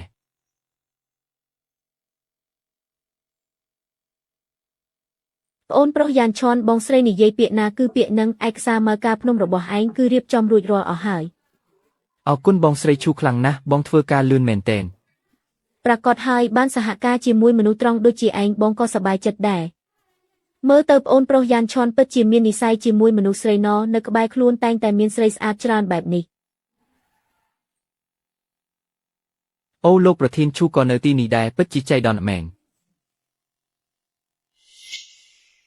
តាមពិតគឺលោកប្រធានគូសោះយ៉ាងម៉េចលោកប្រធានគូវរាល់ថ្ងៃក៏មានពេលទំនេរមកភូមិដាច់ស្រយាលនេះដែរ ខ្ញុំប្រកាសជាមកមើលអ្នកផ្គត់ផ្គង់ផ្ដាច់មុខរបស់ខ្ញុំហើយយ៉ានឆាន់ខ្ញុំបានយកសម្ភារៈឡើងភ្នំម៉ូថ្មីបំផុតមកឲ្យឯងព្រមទាំងនំប៊ីស្គីតនិងនំថាំពលនាំចូលផងដែរពេលចូលភ្នំប្រកាសជាត្រូវការវា លោកប្រធានគូពិតជាយកចិត្តទុកដាក់មែនប៉ុន្តែរបស់ទាំងនេះប្អូនប្រុសយ៉ានឈុនប្រហែលជាមិនខ្វះទេមើលទៅយ៉ាងណាមិញពេលនេះគេជាថៅកែធំដែលមានភ្នំមួយទាំងមូលទៅហើយ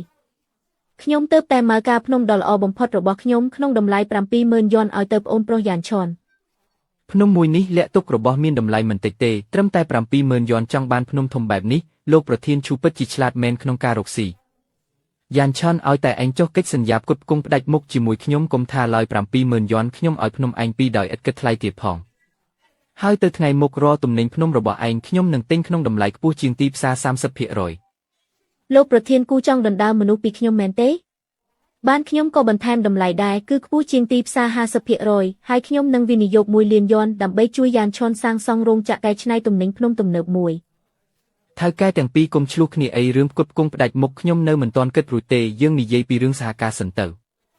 បើឯងនៅមិនទាន់គិតរួចទេខ្ញុំទុកពេលឲ្យឯង3ថ្ងៃក្រោយខ្ញុំនឹងមកស្ដាប់ចម្លើយរបស់ឯង ប្អូនប្រុសយ៉ានឈុនមិនបាច់ប្រញាប់ទេគិតសន្សឹមទៅទោះជាចុងក្រោយឯងសម្រេចចិត្តបែបណាក៏បងស្រីឈូនៅតែឈរខាងឯងជានិច្ច ព្រះអើយមនុស្សស្រីពីរនាក់នេះពិតជាគួរឲ្យខ្លាចមែនពិបាកទប់ទល់ជាងជ្រូកព្រៃនៅលើភ្នំទៅទៀត បងប្រុសនេះឯងមានសំណាងហើយតែមិនដឹងខ្លួនថៅកែធំទាំងស្អាតទាំងមានលុយពីរអ្នកប្រច័ណ្ឌគ្នាដោយសារតែឯងកំឡោះពេញភូមិចំណែនឯងណាស់ដឹងទេ គេសំខាន់គឺសម្លឹងឃើញគុណភាពទំនិញភ្នំរបស់យើងតើប៉ុន្តែរឿងផ្គត់ផ្គង់ផ្ដាច់មុខពិតជាត្រូវប្រុងប្រយ័ត្នមែនវាតាក់ទងនឹងការអភិវឌ្ឍរបស់យើងទៅថ្ងៃមុខខ្ញុំដឹងហើយរឿងនេះប្រញាប់មិនបានទេខ្ញុំត្រូវតែគិតឲ្យបានច្បាស់សិនតោះចូលក្នុងផ្ទះសិនទៅ ចង្រៃយឹកអាល្អិតសិនយ៉ានឈុននោះមានសំណាងអីទៅមិនមែនគ្រាន់តែសំណាងល្អជីកបានទំនិញភ្នំបន្តិចបន្តួចទេអីនឹងហើយយឺថាថៅកែឈូថែមទាំងមកការភ្នំដ៏ល្អបំផុតឲ្យគេទៀតផងភ្នំនោះប្រកាសជាលាក់ទុករបស់មានតម្លៃមិនតិចទេបើដឹងអញ្ចឹងការដែលគេខ្ចីទូកម្ដៅខ្ញុំឲ្យគេខ្ចីបាត់ទៅហើយពេលនេះល្អហើយគេមានបានបាត់ទៅហើយយើងបានត្រឹមតែអង្គុយផឹកស្រាបសុបនៅទីនេះចង់មានបានទេមិនក៏មិនចង់បងនីវតើបងមានផ្លូវអីមែនទេអាល្អិតសិនយ៉ានឈុននោះមិនមែនមកការភ្នំនោះទេអីរបស់មានតម្លៃនៅលើភ្នំនោះពីមុនគឺគ្មានម្ចាស់ទេអ្នកណាជីកបានគឺជារបស់អ្នកនោះហើយយប់នេះយើងលួចចូលភ្នំទៅជីកទំនិញភ្នំនៅលើទឹកដីរបស់វាជីកឲ្យបានច្រើនមើលថាវាអាចធ្វើអីយើងបាននេះមិនសូវល្អទេដឹងភ្នំនោះយ៉ាងណាក៏គេចំណាយលុយមកការដែរបើត្រូវគេចាប់បានយើងប្រកាសជាមានបញ្ហាហើយខ្លាចអីព្រៃជ្រៅបែបនេះវាទៅចាប់យើងណែណាទោះជាវាដឹងក៏យើងមានគ្នាច្រើនដែរវាអាចស៊ីសាច់យើងបានមែនទេបងនេះនិយាយត្រូវយប់នេះចូលភ្នំតែម្ដងសិនយ៉ានឈុនឯងធ្វើឲ្យយើងបាត់បង់ការងារយើងនឹងធ្វើឲ្យឯងខាតបង់យ៉ាងធ្ងន់ធ្ងរយើងចង់ដឹងណាស់បើគ្មានទំនិញភ្នំទេឯងនៅធ្វើថៅកែធំបានយ៉ាងម៉េចទៀតកុំឲ្យគេឃើញឲ្យសោះយើងបំបីគ្នាធ្វើសកម្មភាពទៅបើជីកបានរបស់ល្អមកជួបគ្នានៅទីនេះមិនស្រួលទេមានគេចូលភ្នំរបស់ខ្ញុំហើយ ម៉េចហ្នឹងអ្នកណាថ្លើមធំម្លេះហ៊ានលួចទំនិញភ្នំរបស់យើង ក្រៅពីពួកបងស្រីនីវតើអាចមានអ្នកណាទៀតតោះយើងទៅមើលពួកអាឈ្គួតនេះហ៊ានបំផ្លាញព្រៃឈើបែបនេះផងអាឡូប៉ូលីសមែនទេខ្ញុំចង់ប្តឹងប៉ូលីស ឈប់ភ្លាមពួកឯងកំពុងធ្វើអីហ្នឹងអូថៅកែធំសិនមកដល់ហើយយ៉ាងម៉េចភ្នំនេះជារបស់ផ្ទះឯងមែនទេ ពួកយើងជីកបន្លែព្រៃនៅទីនេះឯងក៏ចង់លូកដៃដែរបន្លែព្រៃភ្នំនេះខ្ញុំចំណាយលុយមកការហើយស្មៅមួយសរសៃឈើមួយដាំនៅទីនេះសុទ្ធតែជារបស់ខ្ញុំពួកឯងចូលភ្នំលួចជីកដោយគ្មានការអនុញ្ញាតថែមទាំងបំផ្លាញព្រៃឈើទៀតគឺខុសច្បាប់ហើយខុសច្បាប់អ្នកណាឃើញមានភស្តុតាងទេគុំកំរើកមានគេប្តឹងថាពួកឯងជាប់សង្ស័យពីបទលួចនិងបំផ្លាញទ្រព្យសម្បត្តិដោយចេតនាលោកប៉ូលីសគឺគេជាអ្នកបង្ខំពួកយើងឲ្យមកទេមិនពាក់ព័ន្ធនឹងពួកយើងទេហ៊ានប៉ះរបស់ខ្ញុំនេះហើយជាលទ្ធផល ពួកនេះពិតជាគួរឲ្យស្អប់មែនបំផ្លាញព្រៃឈើល្អបែបនេះអស់ ហួហើយក៏ហួទៅប៉ូលីសបានចាត់ការពួកវាហើយទៅថ្ងៃមុខយើងគ្រាន់តែពង្រឹងការដាល់ល្បាតទៅបានហើយភ្នែកទេវតាភ្នំរបស់ខ្ញុំឡើងកម្រិតហើយពេលនេះអាចមើលឃើញចម្រំ20ម៉ែត្រទៅហើយ ល្អណាស់បងប្រុសអញ្ចឹងយើងប្រកាសជាអាចជីកបានទំនិញភ្នំមានតម្លៃ មិនខុសទេហើយមើលតាមទំហំនិងអាយុកាលរបស់វាយ៉ាងហោចណាស់ក៏ជាស្ដេចមើមហ៊ឺសូអ៊ូអាយុកាលជាង100ឆ្នាំដែរប៉ុន្តែភ្នំមួយនេះពិតជាលាក់ទុករបស់មានតម្លៃមិនតិចទេទោះបីជាពួកនីវតាជួយបានបំផ្លាញអស់មួយចំនួនក៏ដោយតែនៅកន្លែងជ្រៅជាងនេះនៅមានរបស់ល្អជាច្រើនទៀតកំពុងរងចាំពួកយើង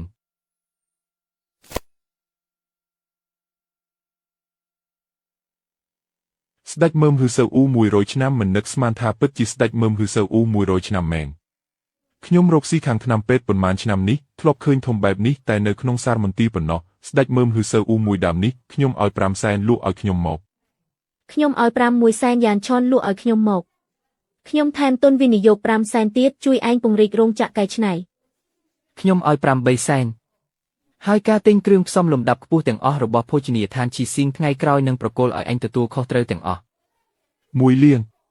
ខ្ញុំឲ្យ1លានក្រៅពីនេះខ្ញុំនឹងឲ្យភ្នំទេមួយទៅឯងដោយឥតគិតថ្លៃទៀត ថៅកែទាំងពីរគុំដណ្ដើមគ្នាអីស្ដេចមើមហ៊ឺសូអ៊ូមួយដើមនេះខ្ញុំមិនទាន់មានបំណងលក់វាពេលនេះទេហេតុអីទៅមកពីស្ដេចមើមហ៊ឺសូអ៊ូនេះមានតម្លៃពេកបើលក់ទៅពិតជាគួរឲ្យស្ដាយណាស់ខ្ញុំមានបំណងដាំវានៅជ្រលងភ្នំជ្រៅដើម្បីឲ្យវាបន្តលូតលាស់ទៀត យ៉ាងឆនឯងនិយាយត្រូវគឺពួកយើងប្រញាប់ពេកហើយឯងមានចក្ខុវិស័យវែងឆ្ងាយថ្ងៃមុខច្បាស់ជាអាចធ្វើរឿងធំបានមិនខាន មិនខុសទេបើឯងមានបំណងចង់ដាំអញ្ចឹងខ្ញុំនឹងបញ្ជូនអ្នកជំនាញដាំថ្នាំពេទ្យដែលពូកែបំផុតមកជួយឯងធានាថានឹងធ្វើឲ្យស្ដេចមើមហ៊ឺសូអ៊ូមួយដើមនេះលូតលាស់កាន់តែល្អ អញ្ចឹងពិតជាអរគុណបងស្រីឈូខ្លាំងណាស់ បានហើយកុំឈរយូរពេកចូលក្នុងផ្ទះផឹកតែមួយពេងសិនទៅ អ្នកទាំងអស់គ្នាស្ងាត់បន្តិចសិនថ្ងៃនេះដែលហៅអ្នកទាំងអស់គ្នាមកជួបជុំគ្នាគឺដោយសារតែយ៉ានឆនចង់ជ្រើសរើសកម្មករមួយចំនួននៅក្នុងភូមិយើងដើម្បីចូលភ្នំជីក្រករបស់ព្រៃនិងគ្រប់គ្រងភ្នំយ៉ានឆនឯងប្រាប់អ្នកទាំងអស់គ្នាពីលក្ខខណ្ឌនិងប្រាក់ខែជាក់លាក់ទៅ ពុកម៉ែបងប្អូនទាំងអស់គ្នាសួស្ដីខ្ញុំសិនយ៉ានឆនក៏ជាអ្នកភូមិឈៀងសានដែរពេលនេះខ្ញុំមានភាពជោគជ័យបន្តិចបន្តួចក៏ចង់នាំអ្នកទាំងអស់គ្នាឲ្យមានបានដូចគ្នាការជ្រើសរើសបុគ្គលិករបស់ខ្ញុំលើកនេះលក្ខខណ្ឌសាមញ្ញណាស់ឲ្យតែជាអ្នកខិតខំធ្វើការស្មោះត្រង់មិនលួចបន្លំខ្ញុំយកទាំងអស់ចំណែកប្រាក់ខែវិញគឺ3000ក្នុងមួយខែផ្ដល់កន្លែងស្នាក់នៅនិងអាហារក្រៅពីនេះនៅមានប្រាក់លើកទឹកចិត្តទៀតប្រាក់ខែគោ3000ហើយថែមទាំងផ្ដល់កន្លែងស្នាក់នៅនិងអាហារទៀតនេះល្អជាងទៅធ្វើការនៅក្រុងឆ្ងាយណាស់ មែនហើយថែមទាំងអាចរកលុយនៅជិតផ្ទះអាចមើលថែចាស់ទុំនិងកូនទៀតខ្ញុំចង់ចុះឈ្មោះខ្ញុំក៏ចុះឈ្មោះដែរ បើធ្វើការបានល្អមួយខែអាចរកបាន5ទៅ6,000ឯណោះ យ៉ាងឆនឯងមើលកូនទី3ផ្ទះយើងទៅវាដឹងខុសហើយថ្ងៃក្រោយមិនហ៊ានទៀតទេតើឯងអាចទុកឱកាសឲ្យវាធ្វើការជាមួយឯងបានទេ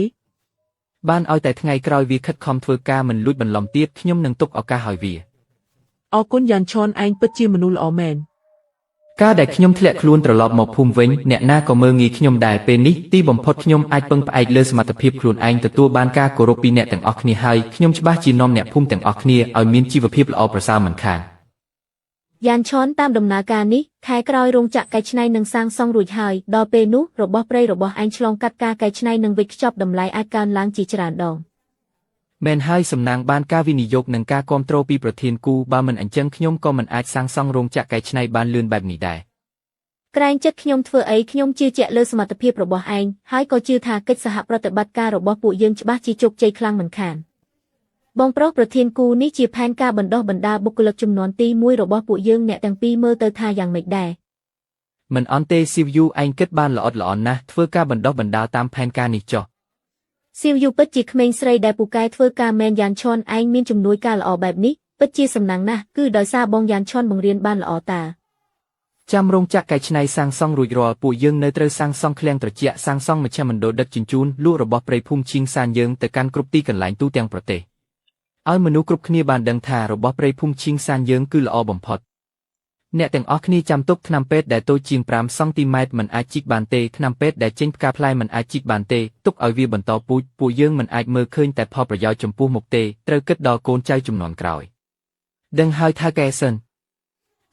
អ្នកទាំងអស់គ្នាពិតជាយកចិត្តទុកដាក់ណាស់មែនហើយភ្នំមួយនេះថ្ងៃក្រោយគឺជាស្គររបស់ពួកយើងហើយថៅកែសិនពិតជាពូកែមែនដឹងថាកន្លែងណាមានរបស់មានតម្លៃពីមុនខ្ញុំចូលភ្នំមួយថ្ងៃយ៉ាងច្រើនជីកបានរបស់តម្លៃប៉ុន្មានសិបប៉ុណ្ណោះ ព ពេលនេះធ្វើការជាមួយថៅកែសិនមួយថ្ងៃអាចរកបានរាប់រយមែនហើយថែមទាំងថៅកែសិនជាមនុស្សល្អមិនដែលជំពាក់ប្រាក់ខែហើយថែមទាំងផ្ដល់កន្លែងស្នាក់នៅនិងអាហារទាបពួកយើងត្រូវតែខិតខំធ្វើការមិនអាចធ្វើឲ្យថៅកែសិនខកបំណងឡើយ បងប្រុសថ្ងៃនេះពួកយើងជីកបានផ្សិតជាង500គីឡូថ្នាំពេទ្យជាង300គីឡូច្រើនជាងម្សិលមិញមិនតិចទេមិនអន់ទេបន្តរក្សាបែបនេះទៀត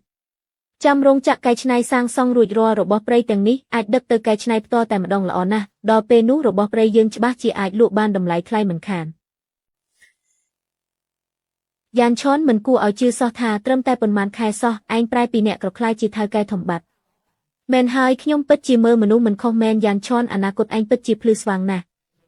នេះជាលទ្ធផលនៃការខិតខំប្រឹងប្រែងរបស់ពួកយើងទាំងអស់គ្នាបើគ្មានការគាំទ្រពីអ្នកទាំងអស់គ្នាទេក៏គ្មានរោងចក្រនៅថ្ងៃនេះដែរ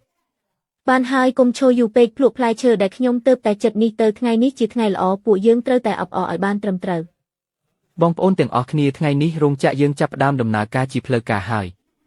ឲ្យតែយើងសាមគ្គីគ្នាថ្ងៃមុខច្បាស់ជាកាន់តែល្អប្រសើរឡើងមិនខាន សួស្ដីតើលោកគឺសិនយ៉ាន់ឆនមែនទេខ្ញុំមកពីសាលមន្ទីរខេត្តយីថាអញជីកបានស្ដេចមើមហ៊ឺសើអ៊ូអាយុកាល100ឆ្នាំពួកយើងចង់អញ្ជើញឯងយកវាទៅដាក់តាំងនៅសាលមន្ទីរខេត្តមិនដឹងថាឯងចាប់អារម្មណ៍ទេ ចាប់អារម្មណ៍ពិតជាចាប់អារម្មណ៍ណាស់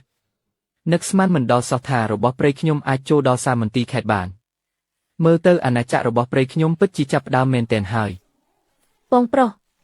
ស្ដេចមើមឬសើអ៊ូ100ឆ្នាំត្រូវយកទៅតាំងនៅសាលមន្ទីរខេត្តហើយនេះជាកិត្តិយសដ៏ធំធេងណាស់ឲ្យតែស្ដេចហ៊ឺសើអ៊ូបង្ហាញខ្លួនឈ្មោះរបស់យ៉ានឆនច្បាស់ជាល្បីសុះសាយមិនខានខ្ញុំបានរៀបចំរួចរាល់ហើយព្រឹកស្អែកអង្គរៈផ្ទាល់ខ្លួនខ្ញុំនឹងតាមការពាររហូតដល់កន្លែងយ៉ានឆនទៅខេត្តលើកនេះឯងត្រូវតែប្រយ័ត្នស្ដេចហ៊ឺសើអ៊ូ100ឆ្នាំនេះមានតម្លៃណាស់ច្បាស់ជាមានគេច្រណែនខ្ញុំខ្លាចមានគេចង់បានវា អរគុណអ្នកទាំងអស់គ្នាបើគ្មានអ្នកទាំងអស់គ្នាទេខ្ញុំម្នាក់ឯងច្បាស់ជាមិនអាចដើរមកដល់ថ្ងៃនេះទេ និយាយល្ងងអីចឹងឯងមានសមត្ថភាពហើយខំប្រឹងទៀតនេះជារបស់ដែលឯងស័ក្តិសមនឹងទទួលបានហើយ ច្បាស់ជាមានគេច្រណែនហើយប្រធានគូនិយាយត្រូវខ្ញុំបានលំមកថានៅខេត្តមានអ្នកជួញដូរថ្នាំសាហាវប៉ុន្មានអ្នកកំពុងសម្លឹងមើលរបស់មានតម្លៃបែបនេះយើងត្រូវតែត្រៀមខ្លួនឲ្យបានល្អទុកចិត្តចុះមានខ្ញុំនៅទីនេះគ្មានអ្នកណាអាចប៉ះស្ដេចហ៊ឺសើអ៊ូបានសំបីតែមួយសរសៃសក់ លោកសិនសូមស្វាគមន៍ខ្ញុំគឺលីជីនកជាប្រធានសាលមន្ទីរខេត្ត លោកប្រធានលីគួរសំពេចហើយអាចឲ្យមនុស្សកាន់តែច្រើនបានឃើញថ្នាំដ៏កម្ររបស់ប្រទេសយើងក៏ជាកិត្តិយសរបស់ខ្ញុំដែរ លោកសិនទូដាក់តាំងនេះគឺយើងរៀបចំពិសេសសម្រាប់ស្ដេចហ៊ឺសើអ៊ូមានសីតុណ្ហភាពថេរនិងប្រព័ន្ធការពារចោរកម្មទំនើបបំផុតធានាសុវត្ថិភាព 100% ល្អឥតខ្ចោះមែននេះប្រៀបដូចជាសិល្បៈមួយអញ្ចឹង មែនហើយទោះធ្លាប់ឃើញរបស់មានតម្លៃរាប់មិនអស់ក៏នៅតែសរសើរពីស្នាដៃធម្មជាតិដែរនេះឬជាស្ដេចហ៊ឺសើអ៊ូ100ឆ្នាំនោះពិតជាល្បីដូចគេថាមែនថៅកែរបស់នេះខ្ញុំទិញហើយហៅថ្លៃមកលោកសុំទោសផងស្ដេចហ៊ឺសើអ៊ូនេះគឺលោកសិនយកមកដាក់តាំងទេមិនលក់ឡើយមិនលក់លើលោកនេះគ្មានរបស់ណាដែលចាប់ធានយូខ្ញុំទិញមិនបានទេ1 លានយ៉ាងម៉េចដែរគ្រប់គ្រាន់ឲ្យអញទិញផ្ទះធំមួយនៅខេត្តហើយ មិនលក់ទេ 2 លានលោកសិនធ្វើមនុស្សគុំលោកខ្លួនពេក2 លានទិញថ្នាំមួយដើមគឺថ្លៃកប់ពុកទៅហើយក ុំថាឡើយ2 លានទោះឯងឲ្យ20 លានក៏ខ្ញុំមិនលក់ដែរ អាល្អិតឯងកុំបានចិត្តពេកប្រាប់ឲ្យដឹងចុះនៅខេត្តនេះគ្មានរឿងអីដែលចៅធានយូខ្ញុំធ្វើមិនបានទេថ្ងៃនេះលក់ក៏ត្រូវតែលក់មិនលក់ក៏ត្រូវតែលក់ ចាប់ធានយូឯងចង់ធ្វើអីទីនេះជាសាលមន្ទីរខេត្តមិនមែនជាកន្លែងឲ្យឯងមកលូឡាទេ តាមពិតគឺប្រធានគូសោះមិនដែរប្រធានគូក៏ចាប់អារម្មណ៍ស្ដេចហ៊ឺសើអ៊ូនេះដែរតែគួរឲ្យស្ដាយរបស់ដែលខ្ញុំសម្លឹងឃើញហើយគ្មានអ្នកណាអាចដណ្ដើមបានទេ ចាប់ធានយូឯងនិយាយធំពេកហើយស្មានថាខេត្តនេះជារបស់ផ្ទះឯងមែនខ្ញុំប្រាប់ឲ្យឯងនៅឲ្យស្ងៀមទៅល្អជាងបើមិនអញ្ចឹងទេកុំបន្ទោសថាយើងមិនយកយល់ ល្អអាល្អិតឯងពិតជាក្លាហានមែនចាំមើលទៅខ្ញុំចង់ដឹងណាស់ថាឯងអាចការពារស្ដេចហ៊ឺសើអ៊ូនេះបានយូរប៉ុណ្ណាលោកសិនសុំទោសផងដែលឲ្យលោកឃើញរឿងគួរឲ្យអស់សំណើចបែបនេះចៅធានយូនេះជាកូនប្រុសសេដ្ឋីថ្នាំដ៏ល្បីនៅខេត្តគេធ្លាប់តែបានចិត្តអញ្ចឹងហើយលោកត្រូវតែប្រយ័ត្នឲ្យបានច្រើន អរគុណលោកប្រធានលីដែលបានរំលឹកខ្ញុំនឹងប្រុងប្រយ័ត្ន បងប្រុសកុំបារម្ភអីសន្តិសុខសាលមន្ទីរតឹងរឹងណាស់ចៅធានយូច្បាស់ជាមិនហ៊ានធ្វើផ្ដេសផ្ដាសទេ ខ្ញុំមានអារម្មណ៍ថាមិនស្រួលសោះចាប់ធានយូនោះមើលទៅដឹងតែជាមនុស្សមិនព្រមឈប់បើមិនបានសម្រេចគោលដៅ យ៉ានឆននិយាយត្រូវចៅធានយូជាមនុស្សសាហាវរឿងអីក៏ហ៊ានធ្វើដែរខ្ញុំបានបន្ថែមមនុស្សយាមនៅមុខសាលមន្ទីរ24ម៉ោងហើយប៉ុន្តែចុះបើគេតច្រកហ៊ានធ្វើរឿងឈួតគិតយ៉ាងម៉េចយើងមិនអាចមិនការពារទេ អញ្ចឹងហើយយើងត្រូវតែចាត់វិធានការមុនមិនអាចចាំឲ្យគេចុះដៃមុនបានទេ បងប្រុសបងនិយាយមកតើយើងគួរធ្វើម៉េចខ្ញុំស្ដាប់តាមបងទាំងអស់ខ្ញុំក៏ឲ្យអង្គរៈខ្ញុំផ្លាស់វេនគ្នាយាមដែរឲ្យតែគេហ៊ានមកគឺដឹងតែមិនឲ្យត្រឡប់ទៅវិញរួចទេ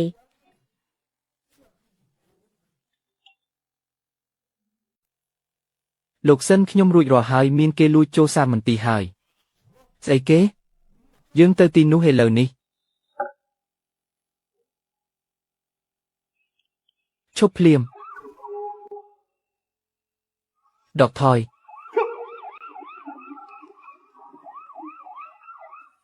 ពួកវារត់ទៅខាងនោះហើយឆាប់ដេញតាមទៅ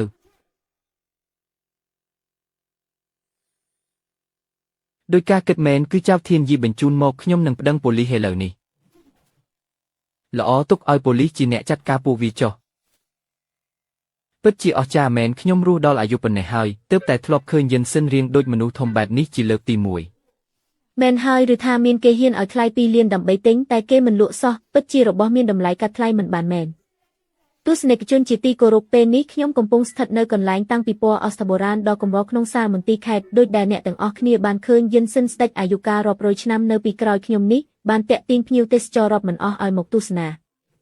លោកសិនពិតជាអរគុណលោកខ្លាំងណាស់ដោយសារតែយិនសិនស្ដេចរបស់លោកចំនួនអ្នកមកទស្សនាពិព័រណ៍លើកនេះកើនឡើងដល់ទៅ3ដងឯណោះគេឈ្មោះសាលមន្ទីរយើងក៏ល្បីជាងមុនដែរ ខ្ញុំក៏សប្បាយចិត្តដែរដែលអាចជួយដល់សាលមន្ទីរបាន ល្អណាស់ពិតជារបស់កម្រមានមែនលោកតាវាងមិនក៏លោកអញ្ជើញមកទីនេះឬថាទីនេះមានយិនសិនស្ដេចអាយុកាលរាប់រយឆ្នាំទើបខ្ញុំឆ្លៀតមកមើលនឹងណាពិតជាអស្ចារ្យដូចពាក្យគេល្បីមែនក្មួយប្រុសឯងគឺសិនយិនឆនមែនទេខ្ញុំគឺវាងជីនកៅជាសាកលវិទ្យាធិការនៃសាកលវិទ្យាល័យអស្ចារ្យបុរាណខេត្តយិនសិនស្ដេចរបស់ឯងពិតជាធ្វើឲ្យខ្ញុំបើកភ្នែកធំមែនក្មួយប្រុសឯងពិតជាមានសំណាងណាស់ដែលអាចជីកបានយិនសិនស្ដេចដ៏មានតម្លៃបែបនេះប៉ុន្តែខ្ញុំរឹតតែសរសើរពីចក្ខុវិស័យរបស់ឯងទៅទៀតបើជាអ្នកផ្សេងគេច្បាស់ជាលក់យកលុយបាត់ទៅហើយ លោកតាសរសើរពេកហើយខ្ញុំគ្រាន់តែគិតថារបស់មានតម្លៃបែបនេះគួរតែឲ្យមនុស្សជាច្រើនបានឃើញដើម្បីបញ្ចេញតម្លៃពិតរបស់វា និយាយបានល្អក្មេងសម័យនេះដែលមានគំនិតដូចឯងពិតជាកម្រមានណាស់លោកសិនខ្ញុំមានសំណូមពរមួយខ្ញុំសង្ឃឹមថានឹងអាចសហការជាមួយឯងបង្កើតមូលដ្ឋានដាំដុះអស្ចារ្យបុរាណមួយនៅភូមិឈៀងសានសាលារបស់យើងអាចផ្ដល់ជំនួយផ្នែកបច្ចេកទេសដើម្បីជួយឯងបណ្ដុះអស្ចារ្យម្របន្ថែមទៀត ពិតជាល្អណាស់ខ្ញុំកំពុងតែបារម្ភរឿងគ្មានអ្នកជំនាញជួយណែនាំផងបើអាចសហការជាមួយសាកលវិទ្យាល័យអស្ចារ្យបុរាណមែនអាជីវកម្មរបស់ខ្ញុំច្បាស់ជារីកចម្រើនជាងនេះមិនខាន លោកតាវាងការសហការមួយនេះពិតជាមានអត្ថន័យណាស់ក្រុមហ៊ុនឈីស៊ីងរបស់យើងស្ម័គ្រចិត្តវិនិយោគទទួលខុសត្រូវលើការសាងសង់និងការលក់ផលិតផល ក្រុមហ៊ុនអសជាងណានរបស់យើងក៏ចង់វិនិយោគដែរយើងអាចផ្ដល់ពូជល្អនិងបណ្ដាញលក់ចែកចាយ ល្អណាស់មានក្មេងមានសមត្ថភាពដូចពួកឯងចូលរួមកន្លែងដាំដុះមួយនេះច្បាស់ជាជោគជ័យធំមិនខាន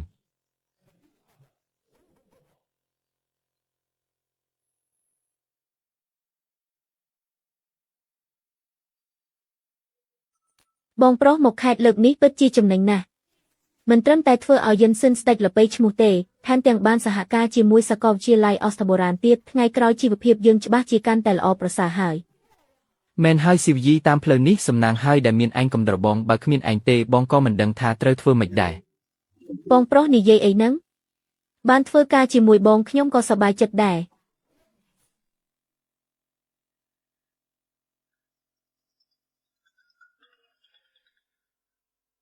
អាឡូបងថ្លៃ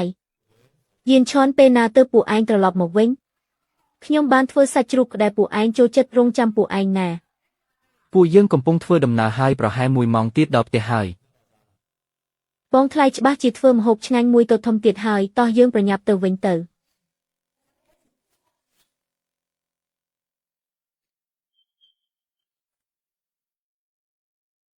ស៊ីវីភ្នែកទេវតាភ្នំរបស់បងឡើងកម្រិតទៀតហើយ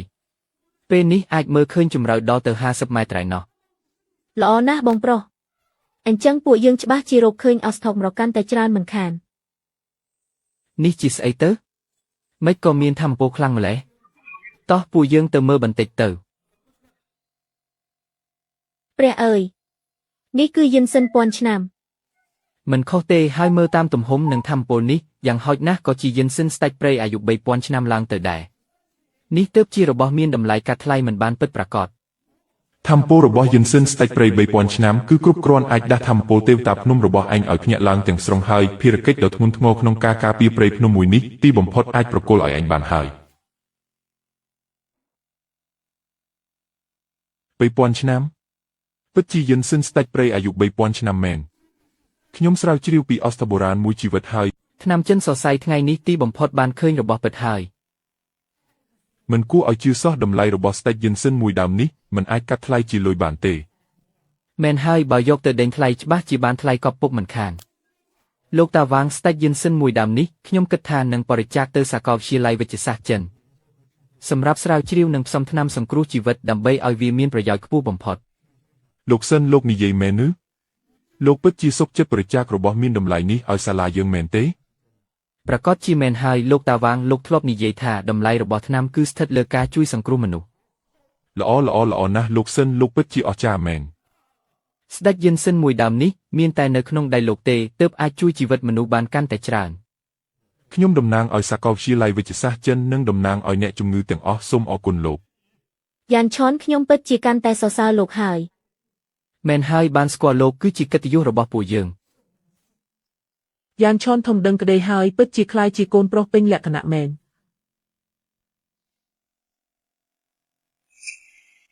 បងប្អូនអ្នកភូមិទាំងអស់គ្នាថ្ងៃនេះគឺជាថ្ងៃដ៏រីករាយរបស់ភូមិឈៀងសានយើងហើយមូលដ្ឋានដាំដុះថ្នាំចិនសរសៃដែលសហការដោយលោកសិនយ៉ានឆនសាកលវិទ្យាល័យវិទ្យាសាស្ត្រចិនខេត្តភោជនីយដ្ឋានឈីស៊ីងនិងក្រុមហ៊ុនថ្នាំចិនទាំងណានបានបើកការដ្ឋានជាផ្លូវការហើយក្រោយពេលមូលដ្ឋានដាំដុះនេះសាងសង់រួចអ្នកភូមិយើងទាំងអស់គ្នាអាចមកធ្វើការនៅទីនេះបានប្រាក់ខែចាប់ពី 3000 យន់ឡើងទៅហើយថែមទាំងមានធានារ៉ាប់រងគ្រប់មុខទៀតផងថ្ងៃក្រោយពួកយើងមិនបាច់ចាក់ចេញពីស្រុកកំណើតទៅធ្វើការឆ្ងាយទៀតទេនៅមុខផ្ទះក៏អាចរកលុយបានច្រើនដែរល្អណាស់អរគុណលោកសិនលោកប្រធាន បងប្អូនអ្នកភូមិខ្ញុំសូមធានាថាសាកលវិទ្យាល័យវិទ្យាសាស្ត្រចិនយើងនឹងផ្ដល់បច្ចេកវិទ្យាទំនើបបំផុតនិងពូជល្អបំផុតឲ្យតែអ្នកទាំងអស់គ្នាខំប្រឹងធ្វើការភូមិឈៀងសានយើងច្បាស់ជាคล้ายជាភូមិថ្នាំចិនដ៏ល្បីប្រចាំប្រទេសមិនខាន ភោជនីយដ្ឋានឈីស៊ីងយើងនឹងមកទិញផលិតផលទាំងអស់ពីមូលដ្ឋានអ្នកទាំងអស់គ្នាមិនបាច់បារម្ភរឿងទីផ្សារទេក្រុមហ៊ុនថ្នាំចិនជាងណានយើងក៏នឹងផ្ដល់បណ្ដាញលក់ដ៏ធំទូលាយដើម្បីឲ្យថ្នាំចិនភូមិឈៀងសានយើងឈានទៅទូទាំងប្រទេសនិងទូទាំងពិភពលោក បងប្អូនអ្នកភូមិទាំងអស់គ្នាខ្ញុំសិនយ៉ានឆនក៏ជាអ្នកភូមិឈៀងសានដែរខ្ញុំធំដឹងក្តីនៅទីនេះគឺទឹកដីមួយនេះហើយដែលចិញ្ចឹមខ្ញុំពេលនេះខ្ញុំមានសមត្ថភាពហើយខ្ញុំចង់នាំអ្នកទាំងអស់គ្នាឲ្យមានជីវភាពល្អប្រសើរខ្ញុំជឿថាឲ្យតែពួកយើងសាមគ្គីគ្នាខំប្រឹងតស៊ូថ្ងៃអនាគតរបស់ភូមិឈៀងសានច្បាស់ជាកាន់តែស្រស់បំព្រងមិនខាន បងប្រុសមើលលាភូមិយើងឥឡូវស្អាតណាស់ពីមុនពេលយប់អញ្ចឹងក្នុងភូមិងឹតឈឹងបាត់ទៅហើយ មែនហើយតាំងពីបងត្រឡប់មកវិញភូមិយើងប្រែប្រួលខ្លាំងណាស់គ្រប់ផ្ទះសុទ្ធតែរកលុយបានជីវភាពក៏កាន់តែធូរធារនេះមិនមែនជាស្នាដៃខ្ញុំម្នាក់ឯងទេគឺជាលទ្ធផលនៃការខំប្រឹងរបស់ពួកយើងទាំងអស់គ្នា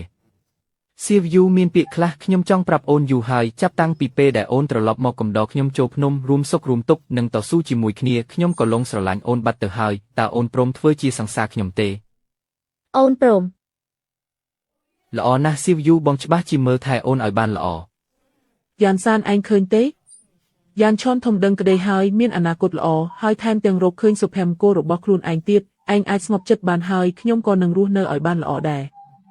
នេះគ្រាន់តែជាការចាប់ផ្ដើមប៉ុណ្ណោះខ្ញុំមិនត្រឹមតែចង់ឲ្យអ្នកភូមិឈៀងសានមានជីវភាពល្អទេតែថែមទាំងចង់ឲ្យមនុស្សកាន់តែច្រើនស្គាល់ភូមិឈៀងសានស្គាល់ទឹកដីនិងថ្នាំដ៏មានតម្លៃនៅទីនេះ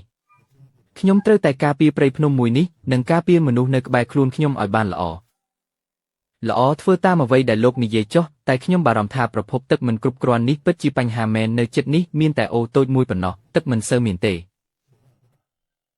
បញ្ហាប្រភពទឹកខ្ញុំដោះស្រាយរួចហើយខ្ញុំបានតាក់ទងក្រុមឃុំអណ្ដូងល្អបំផុតប្រចាំស្រុកថ្ងៃស្អែកគេនឹងមកឃុំហើយខ្ញុំក៏បានទិញឧបករណ៍ស្រោចស្រពបន្តដែរអាចសន្សំសំចៃទឹកនិងបង្កើនអត្រារស់បានល្អណាស់មានអ្នកទាំងអស់គ្នាជួយខ្ញុំស្ងប់ចិត្តហើយលោកប្រធានសិនមិនស្រួលទេជីកប៉ះធម្មតាធំមួយជីកលេងទៅមុខហើយ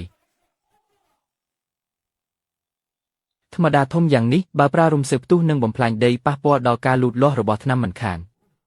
ចុះគិតយ៉ាងម៉េចទៅធម្មតាមួយនេះនៅចំផ្លូវធំតែម្ដង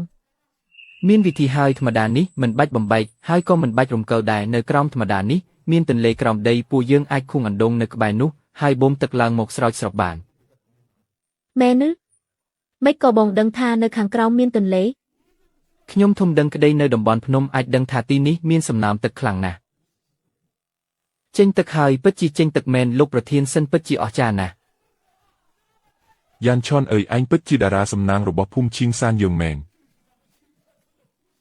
លោកប្រធានសិនភូមិវាងយើងក៏សាកសម្ដាំថ្នាំចិនដែរតើលោកអាចជួយណែនាំពួកយើងផងបានទេមែនហើយលោកប្រធានសិនអ្នកភូមិលីយើងសុទ្ធតែជាអ្នកខំប្រឹងឲ្យតែលោកព្រមជួយពួកយើងធានាថានឹងធ្វើការឲ្យបានល្អបានគ្មានបញ្ហាទេពួកយើងសុទ្ធតែពឹងផ្អែកលើភ្នំដើម្បីរស់ខ្ញុំមានទំនួលខុសត្រូវនាំអ្នកទាំងអស់គ្នាឲ្យមានបានខ្ញុំអាចផ្ដល់ពូជនិងបច្ចេកទេសដល់អ្នកទាំងអស់គ្នាចាំថ្នាំធំល្មមប្រមូលផលខ្ញុំនឹងប្រមូលទិញតាមតម្លៃទីផ្សារល្អណាស់អរគុណលោកប្រធានសិនលោកពិតជាមនុស្សល្អមែនអរគុណលោកប្រធានសិនពួកយើងត្រឡប់ទៅវិញនឹងប្រមូលអ្នកភូមិរៀបចំដីភ្លាមល្អ នាំយកភូមិពីក្នុងពេលតែមួយតើវានឹងហត់ពេកទេម្យ៉ាងទៀតបើពួកគេដាំមិនបានល្អហើយលក់ថ្នាំមិនចេញយើងក៏នឹងខាតបង់ដែរ កុំបារម្ភអីខ្ញុំមានគម្រោងហើយខ្ញុំនឹងបញ្ជូនអ្នកបច្ចេកទេសទៅណែនាំពួកគេដើម្បីធានាគុណភាពនៃការដាំដុះម្យ៉ាងទៀតបើមានទិន្នផលពីភូមិពីទៀតសមត្ថភាពផ្គត់ផ្គង់របស់យើងនឹងកើនឡើងយ៉ាងខ្លាំងហើយយើងអាចទទួលការបញ្ជាទិញធំជាងមុនបាន ត្រូវហើយឥឡូវនេះទីផ្សារអស្តបុរាណទូទាំងប្រទេសកំពុងខ្វះខាតខ្លាំងឲ្យតែថ្នាំយើងមានគុណភាពល្អមិនបាច់ភ័យរឿងលក់មិនចេញទេ សិនយ៉ាន់ឈួនខានជួបគ្នាយូរហើយឥឡូវអញធ្វើបានល្អណាស់មិនត្រឹមតែមានបានខ្លួនឯងទេថែមទាំងនាំអ្នកភូមិឲ្យមានបានជាមួយគ្នាទៀត សៀងវៃមិនក៏លោកនៅទីនេះ ខ្ញុំតែងតែនៅក្នុងព្រៃភ្នំនេះជាអ្នកចិញ្ចឹមខ្ញុំហើយខ្ញុំក៏តែងតែការពារវាដែរធម្មពលទេវតាភ្នំរបស់ឯងបានភ្ញាក់ឡើងស្ទើរតែទាំងស្រុងហើយពេលនេះឯងមិនត្រឹមតែអាចមើលធ្លុះស្រទាប់ដីទេថែមទាំងអាចដឹងពីលំហូរនៃខ្យល់ព្រៃភ្នំទៀតផងបន្ទាប់មកឯងត្រូវរៀនប្រើប្រាស់ខ្យល់ព្រៃភ្នំដើម្បីចិញ្ចឹមព្រៃភ្នំនេះឲ្យវាកាន់តែមានជីវិតជីវ៉ា ខ្ញុំយល់ហើយខ្ញុំច្បាស់ជានឹងការពារព្រៃភ្នំនេះឲ្យបានល្អ ចាំទុកធម្មពលទេវតាភ្នំមិនមែនសម្រាប់ស្វែងរកផលប្រយោជន៍ផ្ទាល់ខ្លួនទេតែសម្រាប់ការពារនិងលះបង់បងប្រុសថ្ងៃនេះដាំបាន500ដើមថ្នាំធាតុភីស៊ឺហ៊ូ800ដើមធានម៉ានិង1000ដើមហាងជីងតាមដំណើរការនេះមួយសប្តាហ៍ទៀតដីសាកល្បងទី1នឹងដាំរួចរាល់ហើយល្អណាស់អ្នកទាំងអស់គ្នាហត់ហើយប្រាប់ផ្ទះបាយផងថ្ងៃត្រង់នេះថែមម្ហូបដើម្បីបើកម្លាំងអ្នកទាំងអស់គ្នាបាទខ្ញុំទៅប្រាប់ឥឡូវនេះហើយ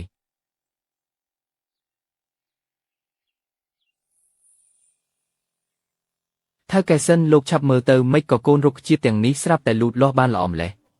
ប្រហែលជាដីនេះមានជីជាតិល្អស័ក្តិសមសម្រាប់ការលូតលាស់របស់វាហើយមិនត្រូវទេដីដូចគ្នាកូនរុក្ខជាតិដូចគ្នាមិនក៏ខុសគ្នាឆ្ងាយម្ល៉េះ ថៅកែសិនលោកពិតជាមនុស្សអស្ចារ្យមែនមកញ៉ាំម្លឹកបន្តិចទៅដើម្បីបំបត្តិកម្ដៅថ្ងៃនេះអាកាសធាតុក្ដៅណាស់ផ្អែមណាស់បងថ្លៃស្រីឪឡឹកដែលបងទិញពិតជាឆ្ងាញ់មែនបើឆ្ងាញ់ញ៉ាំឲ្យច្រើនបន្តិចទៅនេះជាឪឡឹកដែលលោកតាវាងក្នុងភូមិយើងដាំខ្លួនឯងទើបតែបេះថ្មីស្រស់ណាស់ បងប្រុសតើបងកំពុងគិតអីហ្នឹង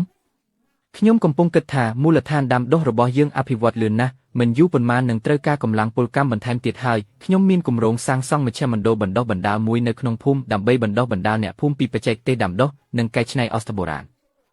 គំនិតនេះល្អណាស់ធ្វើបែបនេះអ្នកភូមិយើងនឹងមានចំណូលថែហើយយ៉ានឈួនឯងគិតបានល្អល្អណាស់បើបងប្រុសឯងនៅរស់ឃើញឯងមានបានបែបនេះគាត់ច្បាស់ជាសប្បាយចិត្តណាស់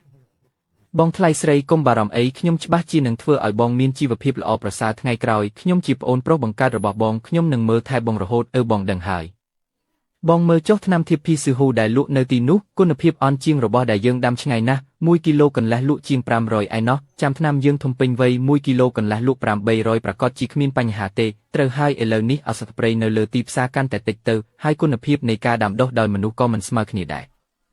ថៅកែសិនយីឈ្មោះយូហើយឬថាឯងដាំអស្តបុរាណរាប់រយហិកតាពួកយើងសុទ្ធតែមកចរចាសហការជាមួយឯងមែនហើយថៅកែសិនពួកយើងសុខចិត្តឲ្យតម្លៃខ្ពស់ជាងទីផ្សារ 10% ដើម្បីទិញអស្តរបស់ឯងទាំងអស់ខ្ញុំឲ្យខ្ពស់ជាងទីផ្សារ 20% ថៅកែសិនសហការជាមួយខ្ញុំទៅ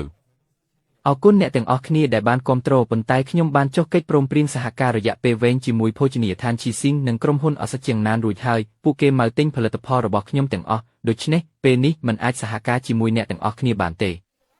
ប៉ុន្តែអ្នកទាំងអស់គ្នាមិនបាច់ខកចិត្តទេមូលដ្ឋានដាំដុះរបស់ថៅកែសិនកំពុងពង្រីកទំហំហើយភូមិជុំវិញក៏កំពុងដាំតាមគាត់ដែរចាំឆ្នាំក្រោយទិន្នផលកើនឡើងច្បាស់ជាមានឱកាសសហការជាមួយអ្នកទាំងអស់គ្នាហើយល្អណាស់អញ្ចឹងពួកយើងនឹងរងចាំដំណឹងល្អពីថៅកែសិន យ៉ានឈួនឥឡូវឯងពិតជាខ្លាយជាមនុស្សល្បីមែនមានមនុស្សច្រើនណាស់ដណ្ដើមគ្នាយកទំនិញឯងនេះសុទ្ធតែជាស្នាដៃរបស់អ្នកទាំងអស់គ្នាទេបើគ្មានការគ្រប់គ្រងពីអ្នកទាំងអស់គ្នាទេខ្ញុំក៏មិនអាចដើរមកដល់ថ្ងៃនេះដែរនេះជាសាខាទី3ដែលខ្ញុំបើកនៅទីរួមស្រុកខែក្រោយនឹងបើកដំណើរការហើយគ្រឿងផ្សំលំដាប់ខ្ពស់ទាំងអស់នៅទីនេះគឺផ្គត់ផ្គង់ផ្ដាច់មុខដោយឯងភាពជោគជ័យរបស់ខ្ញុំថ្ងៃនេះក៏មានចំណែករបស់ឯងដែរបើគ្មានផលិតផលភ្នំដ៏ល្អឯកដែលឯងផ្គត់ផ្គង់ទេភោជនីយដ្ឋានរបស់ខ្ញុំក៏មិនទទួលបានការគ្រប់គ្រងខ្លាំងបែបនេះដែរយ៉ាងឈួនតាមពិតទៅខ្ញុំតែងតែចូលចិត្តឯងតាំងពីជួបឯងលើកដំបូងនៅមុខភូមិខ្ញុំក៏ចាប់អារម្មណ៍នឹងឯងបាត់ទៅហើយខ្ញុំដឹងថាឥឡូវឯងកំពុងតាក់ទងជាមួយសៀវយូប៉ុន្តែខ្ញុំនៅតែចង់ប្រាប់ឯងពីអារម្មណ៍របស់ខ្ញុំប្រធានគូអរគុណដែលចូលចិត្តខ្ញុំអ្នកគឺជានារីដ៏ឆ្នើមម្នាក់ប៉ុន្តែក្នុងចិត្តខ្ញុំមានតែសៀវយូម្នាក់គត់ពួកយើងនឹងក្លាយជាមិត្តល្អនិងជាដៃគូសហការដ៏ល្អរហូតទៅខ្ញុំដឹងខ្ញុំគ្រាន់តែចង់និយាយពាក្យក្នុងចិត្តចេញមកប៉ុណ្ណោះឯងកុំបារម្ភអីខ្ញុំមិនរំខានពួកឯងទេពួកយើងនៅតែជាដៃគូសហការដ៏ល្អបំផុតពុកម៉ែបងមជ្ឈមណ្ឌលបណ្ដុះបណ្ដាលបច្ចេកទេសដាំដុះអស្ចារ្យបុរាណបើកជាផ្លូវការហើយចាប់ពីថ្ងៃនេះទៅអ្នកទាំងអស់គ្នាអាចរៀនបច្ចេកទេសដាំដុះនិងកែច្នៃអស្ចារ្យបុរាណនៅទីនេះដោយឥតគិតថ្លៃពេលរៀនចេះហើយអាចធ្វើការនៅទីតាំងរបស់យើងឬក៏យកទៅដាំនៅផ្ទះរៀងខ្លួនក៏បានកុំដណ្ដើមគ្នាអីមានគ្រប់គ្នានឹងនៅក្នុងសៀវភៅណែនាំមានប្រាប់ពីវិធីដាំដុះនិងការប្រុងប្រយ័ត្នយ៉ាងលម្អិតយកទៅផ្ទះមើលឲ្យច្បាស់ទៅណាបើមិនយល់កន្លែងណាអាចសួរអ្នកបច្ចេកទេសឬសួរខ្ញុំបានគ្រប់ពេលសូមអ្នកទាំងអស់គ្នាស្ងាត់បន្តិចជាបន្តទៅទៀតនេះសូមគោរពអញ្ជើញលោកសាស្ត្រាចារ្យវាងមកពីសាកលវិទ្យាល័យអស្ចារ្យបុរាណខេត្តមកបង្រៀនមេរៀនដំបូងដល់យើងសូមស្វាគមន៍ការដែលខ្ញុំធ្លាក់ខ្លួនហើយត្រឡប់មកភូមិវិញមិននឹកស្មានថាមានថ្ងៃនេះសោះខ្ញុំនឹងខំប្រឹងធ្វើឲ្យល្អបំផុតមិនឲ្យអ្នករាល់គ្នាខកបំណងឡើយបងប្រុសមើលភូមិរបស់យើងឥឡូវនេះទៅល្អណាស់មែនទេគ្រប់ផ្ទះសុទ្ធតែមានការងារធ្វើមានលុយរកបានគ្មានអ្នកណាទៅធ្វើការនៅក្រៅទៀតទេមែនហើយនេះជាលទ្ធផលនៃការខិតខំប្រឹងប្រែងរួមគ្នារបស់យើងទាំងអស់គ្នាប៉ុន្តែអ្នកដែលហត់នឿយជាងគេគឺបងនឹងឯងរាល់ថ្ងៃក្រោកពីព្រលឹមទល់យប់ហត់នឿយខ្វល់ខ្វាយព្រោះតែរឿងទីតាំងដាំដុះនេះដើម្បីអូនដើម្បីបងស្រីថ្លៃនិងដើម្បីអ្នកភូមិទាំងអស់គ្នាទោះហត់នឿយយ៉ាងណាក៏បងព្រមដែរសៀវយូរៀបការជាមួយបងទៅណាបងនឹងប្រើមួយជីវិតរបស់បងដើម្បីមើលថែនិងការពារអូនឲ្យបានល្អអូនព្រមរៀបការជាមួយបង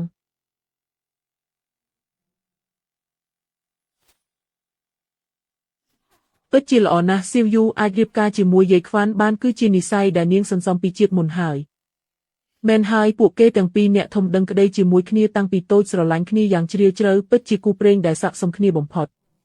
សៀវយូរបស់ម៉ែត្រូវបានគេថ្នាក់ថ្នមតាំងពីតូចជួនកាលមានចរិតរឹងរូសបន្តិចហើយទៅថ្ងៃមុខកូនត្រូវចេះអត់អន់ឲ្យនាងខ្លះណាអ្នកមីងវាងកុំបារម្ភអីខ្ញុំនឹងស្រឡាញ់ថ្នាក់ថ្នមសៀវយូឲ្យបានល្អមិនឲ្យនាងត្រូវរងការឈឺចាប់សូម្បីតែបន្តិចឡើយម៉ែកូនមានចរិតរឹងរូសពីកាលណាទៅបាត់គ្មានទេសៀវយូរបស់ម៉ែគឺដឹងក្តីបំផុតហើយសៀវយូនេះជាថ្លៃទឹកដោះដែលពុកឯងរៀបចំទុកឲ្យកូនកាលនោះមានកងដៃមាសមួយគូនិងលុយមួយចំនួនឥឡូវនេះម៉ែប្រគល់វាឲ្យកូនហើយយំធ្វើអីទៅថ្ងៃនេះជាថ្ងៃមង្គលការគួរតែសប្បាយចិត្តទើបត្រូវបានហើយកុំយំអីយើងមកពិភាក្សាពីរឿងលម្អិតនៃពិធីការវិញទៅខ្ញុំគិតថារៀបការនៅក្នុងភូមិយើងទៅទាំងអ៊ូអរទាំងសប្បាយទៀតខ្ញុំក៏គិតថារៀបការនៅក្នុងភូមិល្អដែរអញ្ជើញអ្នកភូមិទាំងអស់មកចូលរួមគ្រប់គ្នាបានសប្បាយរីករាយជាមួយគ្នាអញ្ចឹងយើងកំណត់យកកន្លែងដើមជ្រៃធំនៅមាត់ច្រកចូលភូមិទៅខ្ញុំនឹងទៅរកមេភូមិខ្ចីទុននឹងកៅអីយាយខ្វាន់ឯងទទួលបន្ទុកសរសេរធៀបការណាយាយខ្វាន់ត្រេកអរផងណានេះជាកាដូដែលខ្ញុំនិងលោកប្រធានគូរៀបចំជូនឯងមែនហើយត្រេកអរផងណាសូមជូនពរឲ្យអ្នកទាំងពីរស្រឡាញ់គ្នាដល់ចាស់កោងខ្នងរួមរស់ជាមួយគ្នាជារៀងរហូតអរគុណអ្នកទាំងអស់គ្នាណាស់ដល់ពេលនោះត្រូវតែមកផឹកស្រាការរបស់ខ្ញុំណាពេលវេលាកន្លងផុតទៅលឿនណាស់មែនទេមួយប៉ព្រិចភ្នែកសោះអស្ចារ្យបុរាណទាំងនេះដុះលូតលាស់ធំធាត់អស់ទៅហើយមែនហើយចាំអស្ចារ្យបុរាណវគ្គដំបូងប្រមូលផលបានក្រុមហ៊ុនរបស់យើងនឹងអាចរកប្រាក់ចំណេញជាផ្លូវការបានហើយខ្ញុំមិនត្រឹមតែចង់លក់អស្ចារ្យបុរាណរបស់យើងទៅទូទាំងប្រទេសនោះទេថែមទាំងចង់លក់ទៅទូទាំងពិភពលោកទៀតផងពួកយើងមិនត្រឹមតែទៅផឹកស្រាការនោះទេថែមទាំងធ្វើជាអ្នកកំដរខាងស្រីនិងខាងប្រុសឲ្យទៀតផងពិតមែនហើយរឿងមង្គលការធំបែបនេះពួកយើងខកខានម្ដេចនឹងបានទៅបងប្អូនអ្នកភូមិទាំងអស់គ្នាថ្ងៃនេះហើយអ្នកទាំងអស់គ្នាក្នុងភូមិមកជួបជុំគ្នាគឺមានរឿងមង្គលការធំចង់មកពិភាក្សាជាមួយគ្នាសិនយាយខ្វាន់និងស៊ូស៊ីវយូក្នុងភូមិយើងនឹងរៀបការនៅខែក្រោយនេះហើយយាយខ្វាន់និងសៀវយូពិតជាគូព្រេងដែលស័ក្តិសមគ្នាបំផុតមែនហើយនេះជាមង្គលការដ៏ធំនិងសប្បាយបំផុតនៅក្នុងភូមិរបស់យើងហើយ ខ្ញុំក៏គិតអញ្ចឹងដែរយាយខ្វាន់បានជួយជ្រោមជ្រែងភូមិយើងច្រើនណាស់មង្គលការរបស់គេយើងត្រូវតែរៀបចំឲ្យបានអធិកអធមបំផុតខ្ញុំស្នើឲ្យអ្នកភូមិទាំងអស់គ្នារួមកម្លាំងគ្នារៀបចំពិធីការដ៏អធិកអធមបំផុតជូនពួកគេ ផ្ទះខ្ញុំមានតូននិងកៅអីខ្ញុំនឹងផ្ដល់ជូនដោយឥតគិតថ្លៃខ្ញុំជាចុងភៅម្ហូបការខ្ញុំជាអ្នកទទួលខុសត្រូវទាំងអស់ខ្ញុំចេះផ្លុំពៃដល់ពេលនោះខ្ញុំនឹងមកជួយបង្កប់បរិយាកាសឲ្យកាន់តែសប្បាយរីករាយអរគុណអ្នកទាំងអស់គ្នាណាស់អរគុណបងប្អូនអ្នកភូមិទាំងអស់គ្នាមានគ្រួសារដូចជាអ្នកទាំងអស់គ្នាគឺជាសំណាងដ៏ធំបំផុតក្នុងជីវិតរបស់ស៊ិនយាយខ្វាន់ខ្ញុំហើយបានហើយគ្រប់គ្នាកុំគួរសំពេចអីឥឡូវនេះយើងបែងចែកការងារគ្នារៀបចំកិច្ចការផ្សេងក្នុងពិធីការឲ្យបានរួចរាល់ត្រូវតែធ្វើឲ្យយាយខ្វាន់និងស៊ីវយូមានពិធីការដែលមិនអាចបំភ្លេចបានបងប្រុសមិននឹកស្មានថាគ្រប់គ្នាមានទឹកចិត្តខ្លាំងយ៉ាងនេះសោះឥឡូវនេះខ្ញុំចាប់ផ្ដើមទន្ទឹងរង់ចាំពិធីការហើយបងក៏ដូចគ្នាដែរអាចរៀបការជាមួយអូនបានគឺជាសុភមង្គលដ៏ធំបំផុតក្នុងជីវិតរបស់បងហើយស៊ីវយូនេះជាថ្លៃទឹកដោះដែលបងស្រីថ្លៃជូនអូនខ្សែកមួយខ្សែនេះគឺជាកាដូដែលម្ដាយក្មេកអូនឲ្យបងការដែលបងរៀបការចូលមកផ្ទះនេះបងស្រីថ្លៃវាមានតម្លៃពេកហើយខ្ញុំមិនអាចទទួលយកបានទេក្មេងល្ងងនេះជាទឹកចិត្តរបស់បងស្រីថ្លៃទេកូនត្រូវតែទទួលយកណាទៅថ្ងៃមុខយើងជាគ្រួសារតែមួយហើយអរគុណបងស្រីថ្លៃណាស់ថៅកាយាយមើលចុះដើមថ្មក្រៀលនេះដុះលូតលាស់ល្អណាស់មែនទេដើមវាធំមុំល្អចុះស្អិតក៏ច្រើនទៀតពិតជាប្រភេទល្អបំផុតហើយ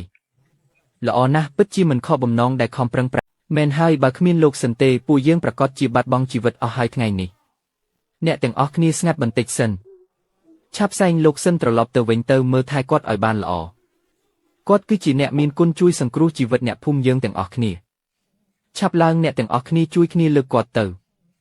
ស៊ិនយ៉ាន់ឆនឯងបានក្លាយជាអ្នកការពារព្រៃភ្នំដ៏ពិតប្រាកដម្នាក់ហើយព្រៃភ្នំមួយនេះនឹងប្រគល់ឲ្យឯងមើលខុសត្រូវហើយបងប្រុសទីបំផុតបងដឹងខ្លួនហើយធ្វើឲ្យខ្ញុំភ័យចង់ស្លាប់ហើយល្អណាស់យ៉ានឆនទីបំផុតឯងដឹងខ្លួនហើយមានអារម្មណ៍យ៉ាងម៉េចដែរមានកន្លែងណាមិនស្រួលខ្លួនទេខ្ញុំមិនអីទេគ្រាន់តែហត់បន្តិចចុះភូមិរបស់ពួកយើងយ៉ាងម៉េចហើយមិនអីទេភូមិរបស់ពួកយើងសុវត្ថិភាពល្អទេកន្លែងដាំដុះក៏ខូចខាតតែបន្តិចបន្តួចដែរបងប្រុសថ្ងៃក្រោយទោះមានរឿងអ្វីកើតឡើងក៏ដោយក៏ខ្ញុំនៅកំដរក្បែរបងជានិច្ចដែរបងប្អូនអ្នកភូមិទាំងអស់គ្នាលើកនេះពួកយើងអាចឆ្លងកាត់ព្យុះភ្លៀងដ៏ធំ100ឆ្នាំមានម្ដងនេះដោយសុវត្ថិភាពគឺពឹងផ្អែកលើលោកស៊ិនយ៉ានឆនទាំងអស់គឺគាត់ដែលមិនខ្វល់ពីគ្រោះថ្នាក់ដល់ជីវិតខ្លួនឯងជួយសង្គ្រោះអ្នកភូមិយើងទាំងអស់គ្នា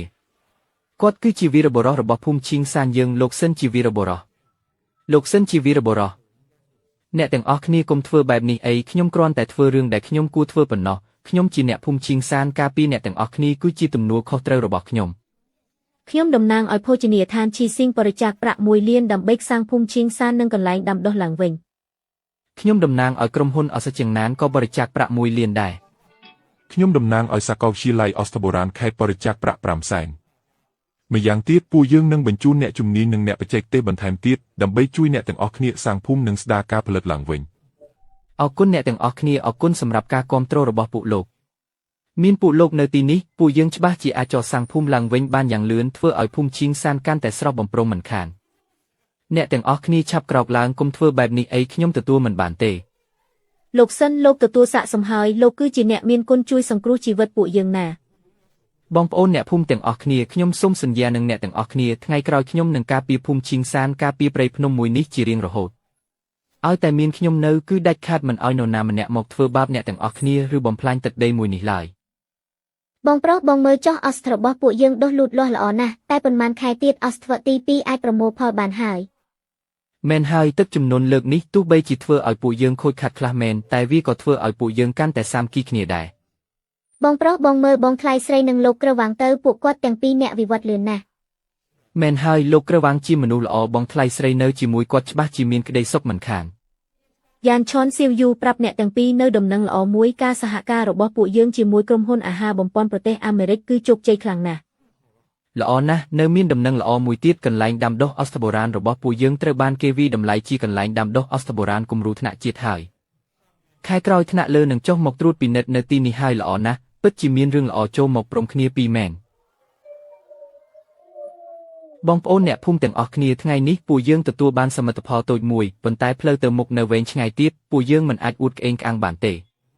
ពួកយើងត្រូវតែខិតខំបន្តទៀតក៏សាងភូមិឈីងសានឲ្យកាន់តែស្រស់បំព្រងធ្វើឲ្យអ្នកទាំងអស់គ្នាអាចរស់នៅប្រកបដោយភាពមានបាននិងមានក្តីសុខល្អពួកយើងធ្វើតាមលោកសិន គាត់មិនត្រឹមតែការពារភាពសុខសាន្តនិងភាពកក់ក្ដៅរបស់អ្នកនៅជុំវិញខ្លួនទេថែមទាំងការពារទឹកដីដែលចិញ្ចឹមបីបាច់គាត់ទៀតផងបងប្អូនឯងត្រូវតែទ្រាំឲ្យបានណាស់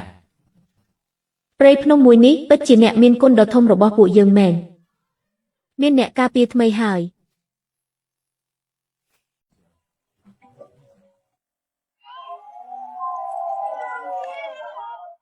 យានឈួនអបអសាទរផងលើកនេះប្រមូលផលបានច្រើនណាស់ដើមសាឡាទេពទាំងនេះខ្ញុំយកទាំងអស់1គីឡូ1000យ៉ាងម៉េចដែរណែលោកប្រធានគូលោកមិនអាចលេបម្នាក់ឯងបានទេខ្ញុំក៏ចង់បានមួយចំណែកដែរខ្ញុំឲ្យ1200ក្នុង1គីឡូខ្ញុំឲ្យ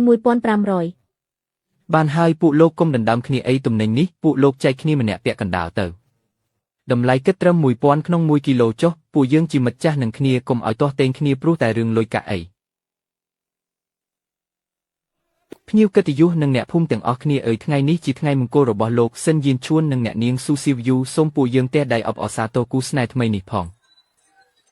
ថ្ងៃនេះខ្ញុំមានកិត្តិយសណាស់ដែលបានធ្វើជាសាក្សីស្នេហារបស់យានឈួននិងសៀវយូយានឈួនគឺជាមោទនភាពរបស់ភូមិឈីងសានយើងគេបានប្រើដៃទាំងពីររបស់គេនាំអ្នកភូមិទាំងអស់ដើរលើផ្លូវទូធាចំណែកសៀវយូវិញជានារីដ៏ល្អម្នាក់និងស្លូតបូតណាស់ការរួមរស់របស់ពួកគេទាំងពីរពិតជាស័ក្តិសមគ្នាដូចមេឃប្រទានមែងខ្ញុំសូមជូនពរឲ្យពួកគេមានសុភមង្គលក្នុងអាពាហ៍ពិពាហ៍ស្រឡាញ់គ្នារហូតដល់ចាស់កោងខ្នងនិងឆាប់មានកូនពូណា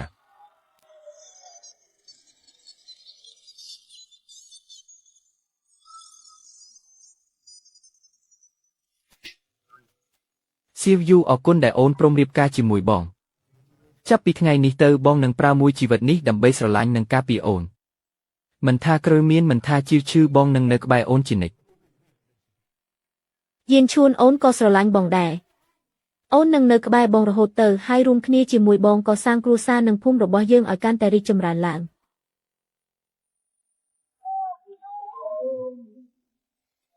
អ្នករាល់គ្នាខ្ញុំសូមលើកកែវជូនពរបើគ្មានអ្នករាល់គ្នាទេក៏គ្មានខ្ញុំនៅថ្ងៃនេះដែរខ្ញុំសូមជូនមួយកែវក្មេងម្នាក់នេះគួរសមជាមួយបងថ្លៃធ្វើអីទៅឲ្យតែពួកឯងមានសុភមង្គលបងស្រីក៏សប្បាយចិត្តដែរមែនហើយយានឈួនទៅថ្ងៃមុខត្រូវប្រគល់សៀវយូឲ្យឯងហើយឯងត្រូវតែល្អដាក់នាងណាពួកអ្នកម៉ែទុកចិត្តចុះខ្ញុំនឹងធ្វើឲ្យបានល្អបំផុត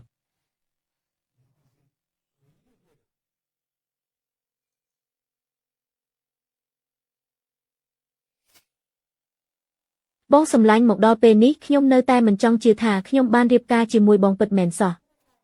ក្មេងឈួតនេះមិនមែនជាយោស័ព្ទទេទៅថ្ងៃមុខពួកយើងជាប្តីប្រពន្ធពិតប្រាកដហើយបងសម្លាញ់បងថាពួកយើងទៅថ្ងៃមុខនឹងមានកូនប៉ុន្មានអ្នកទៅល្អណាស់បើបានកូនប្រុសមួយកូនស្រីមួយគឺល្អបំផុតហើយកូនប្រុសដូចបងខ្ពស់ស្រឡះសង្ហាកូនស្រីដូចអូនស្អាតហើយគួរឲ្យស្រឡាញ់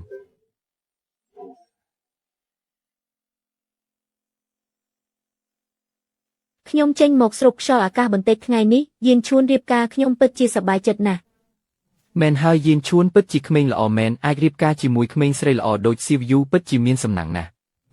ឈីងហ៊ឺតាមពិតខ្ញុំលួចស្រឡាញ់អ្នកយូរហើយខ្ញុំដឹងថាអ្នកនៅតែមិនទាន់ភ្លេចយានសាន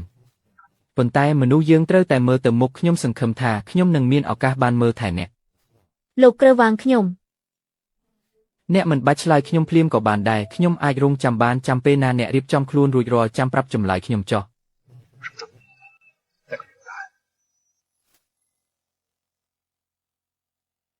ថៅកែសិនពិតជាមានគុណធម៌ណាស់លុយដែលខ្ញុំរកបានក្នុងមួយខែនេះច្រើនជាងខ្ញុំទៅធ្វើការនៅក្រៅកន្លះឆ្នាំទៅទៀត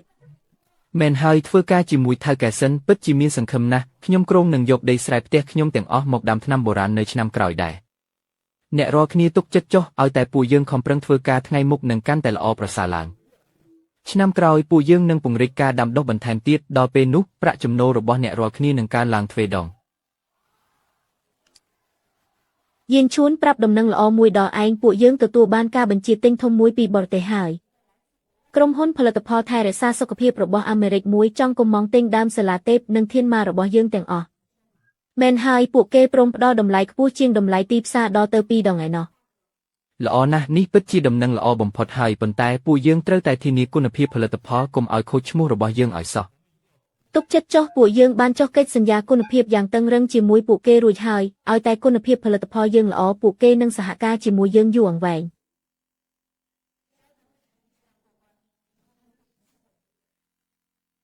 ខ្ញុំបានរកអស់ហើយថ្នាំបុរាណរបស់ឯងលក់ទៅដល់បរទេសទៀតផងធ្វើបានល្អណាស់ នេះក៏ដោយសារតែលោកដែរបើគ្មានភ្នែកទេភ្នំដែលលោកផ្ដល់ឲ្យខ្ញុំទេខ្ញុំក៏គ្មានថ្ងៃនេះដែរ មិនមែនទេនេះជាលទ្ធផលនៃការខិតខំប្រឹងប្រែងរបស់ឯងផ្ទាល់ធម្មពលទេភ្នំគ្រាន់តែជាជំនួយប៉ុណ្ណោះ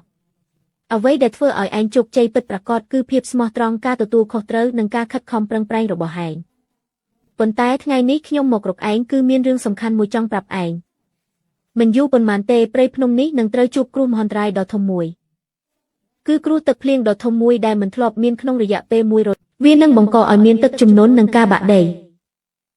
ដល់ពេលនោះមិនត្រឹមតែមូលដ្ឋានដាំដុះត្រូវបំផ្លាញទេសូម្បីតែភូមិឈៀងសានទាំងមូលក៏មានគ្រោះថ្នាក់ដែរ ថាម៉េចភ្លៀងធ្លាក់ខ្លាំងចុះយើងគួរធ្វើម៉េចទៅ មានតែឯងទេដែលអាចជួយសង្គ្រោះព្រៃភ្នំនិងអ្នកភូមិនេះបានពេលនេះឯងគឺជាអ្នកការពារព្រៃភ្នំដែលត្រូវបានទទួលស្គាល់ហើយឯងអាចប្រើប្រាស់ធម្មពលទេវតាភ្នំដើម្បីប្រមូលផ្ដុំធម្មពលព្រៃភ្នំពង្រឹងភ្នំនិងបង្វែរទឹកជំនន់ប៉ុន្តែវានឹងប្រើប្រាស់កម្លាំងឯងយ៉ាងច្រើនថែមទាំងអាចបាត់បង់ធម្មពលទេវតាភ្នំទៀតផងតើឯងព្រមទេ ខ្ញុំព្រមឲ្យតែអាចការពារអ្នកភូមិនិងព្រៃភ្នំនេះបានទោះបីជាត្រូវបាត់បង់ធម្មពលទេវតាភ្នំក៏ខ្ញុំមិនស្ដាយក្រោយដែរ ល្អណាស់យើងពិតជាមើលមនុស្សមិនខុសមែន ពុកម៉ែបងប្អូនទាំងអស់គ្នាមានរឿងបន្ទាន់មួយត្រូវប្រាប់អ្នកទាំងអស់គ្នាយោងតាមការព្យាករណ៍អាកាសធាតុ3ថ្ងៃទៀតទីនេះនឹងមានភ្លៀងធ្លាក់យ៉ាងខ្លាំងដែល100ឆ្នាំមានម្ដងភ្លៀងនេះនឹងបង្កឲ្យមានទឹកជំនន់និងការបាក់ដីដែលមានគ្រោះថ្នាក់ខ្លាំងណាស់ ថាម៉េចភ្លៀងធ្លាក់ខ្លាំង100ឆ្នាំមានម្ដងគិតយ៉ាងម៉េចទៅភូមិយើងនៅជើងភ្នំស្រាប់បើមានទឹកជំនន់យើងច្បាស់ជាវិនាសមិនខាន អ្នកទាំងអស់គ្នាស្ងាត់សិនស្ដាប់យៀនឆននិយាយឲ្យចប់សិនយៀនឆនឯងមានវិធីអីនិយាយមកយើងស្ដាប់ឯង ពេលនេះយើងត្រូវតែត្រៀមខ្លួនទប់ទល់នឹងទឹកជំនន់ជាបន្ទាន់ទី1អ្នកភូមិទាំងអស់ត្រូវជម្លៀសទៅទីទួលខ្ពស់នៅក្រោយភូមិភ្លាមទី2រៀបចំកម្លាំងយុវជនដើម្បីពង្រឹងទំនប់ទន្លេនិងភ្នំទី3ត្រូវយកឧបករណ៍មានតម្លៃនិងអស់នៅក្នុងមូលដ្ឋានដាំដុះទៅកន្លែងសុវត្ថិភាពទាំងអស់លោកប្រធានគូនិងលោកប្រធានឈូបានជួយតាក់ទងក្រុមសង្គ្រោះនៅស្រុកហើយពួកគេនឹងមកជួយយើងឲ្យបានឆាប់បំផុតលោកម្ចាស់វាងបានតាក់ទងសាកលវិទ្យាល័យវិទ្យាសាស្ត្រចិនពួកគេនឹងផ្ដល់ជំនួយសម្ភារៈដល់យើងល្អយើងស្ដាប់តាមថៅកែសឿន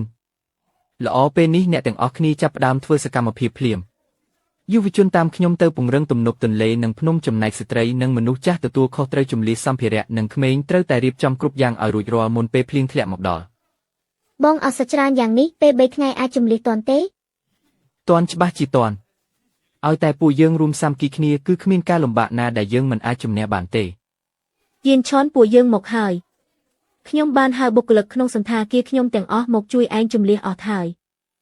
ខ្ញុំក៏បានហៅបុគ្គលិកក្រុមហ៊ុនខ្ញុំមកទាំងអស់ដែរ អ្នកទាំងអស់គ្នាខំប្រឹងបន្តិចទៀតត្រូវតែពង្រឹងទំនប់ទន្លេឲ្យហើយមុនពេលភ្លៀងធ្លាក់មកដល់យោពមយិនឆានឯងមើលនៅមិនបានបោកសាច់នេះរឹងមាំម្លេះប្រហែលជាទឹកចិត្តពួកយើងធ្វើឲ្យទេវតាភ្នំរំភើបហើយទេវតាភ្នំកំពុងតាមថែរក្សាពួកយើងហើយមែនហើយច្បាស់ជាទេវតាភ្នំតាមថែរក្សាពួកយើងហើយអ្នកទាំងអស់គ្នាខំប្រឹងឡើងទេវតាភ្នំកំពុងជួយយើងហើយ ឯងធ្វើបានល្អណាស់អ្នកភូមិទុកចិត្តឯងណាស់ប៉ុន្តែយើងនៅតែបារម្ភភ្លៀងនេះធ្លាក់ខ្លាំងពេកពឹងតែលើការពង្រឹងទំនប់ទន្លេនិងភ្នំខ្លាចថាមិនគ្រប់គ្រាន់ទេ ត្រូវហើយដូច្នេះខ្ញុំត្រូវការជំនួយពីឯងយប់ស្អែកពេលភ្លៀងធ្លាក់មកដល់ពួកយើងនឹងបញ្ចេញមន្តអាគមនៅលើកំពូលភ្នំជាមួយគ្នាដើម្បីប្រមូលផ្ដុំធម្មពលព្រៃភ្នំបង្កើតជារបាំងការពារទប់ស្កាត់ទឹកជំនន់និងការបាក់ដីល្អខ្ញុំត្រៀមខ្លួនរួចហើយ ចាំទុកពេលបញ្ចេញមន្តអាគមត្រូវតែតាំងចិត្តឲ្យស្ងប់ការពារព្រៃភ្នំនេះឲ្យអស់ពីចិត្តមានតែធ្វើបែបនេះទេទើបអាចបញ្ចេញធម្មពលទេវតាភ្នំបានខ្លាំងបំផុតចាំទុកណា បងខ្ញុំខ្លាចណាស់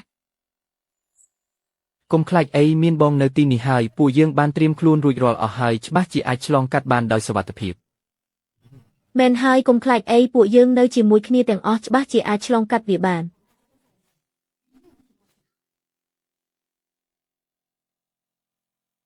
អ្នកទាំងអស់គ្នាមើលនៅទឹកទន្លេចិត្តហូរហៀទំនប់ហើយ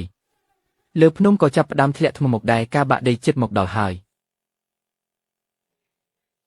ត្រៀមខ្លួនរួចហើយឬនៅ ត្រៀមរួចរាល់ហើយ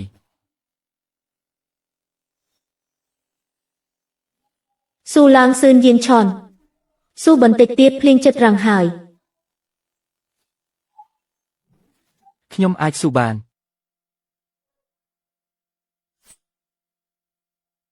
បងបងកាត់អីហ្នឹងបងដឹងខ្លួនឡើង កុំធ្វើឲ្យខ្ញុំភ័យណា ថៅកែសឿនដើម្បីជួយសង្គ្រោះពួកយើងដល់ថ្នាក់ហត់នឿយយ៉ាងនេះគាត់ពិតជាអ្នកមានគុណដ៏ធំ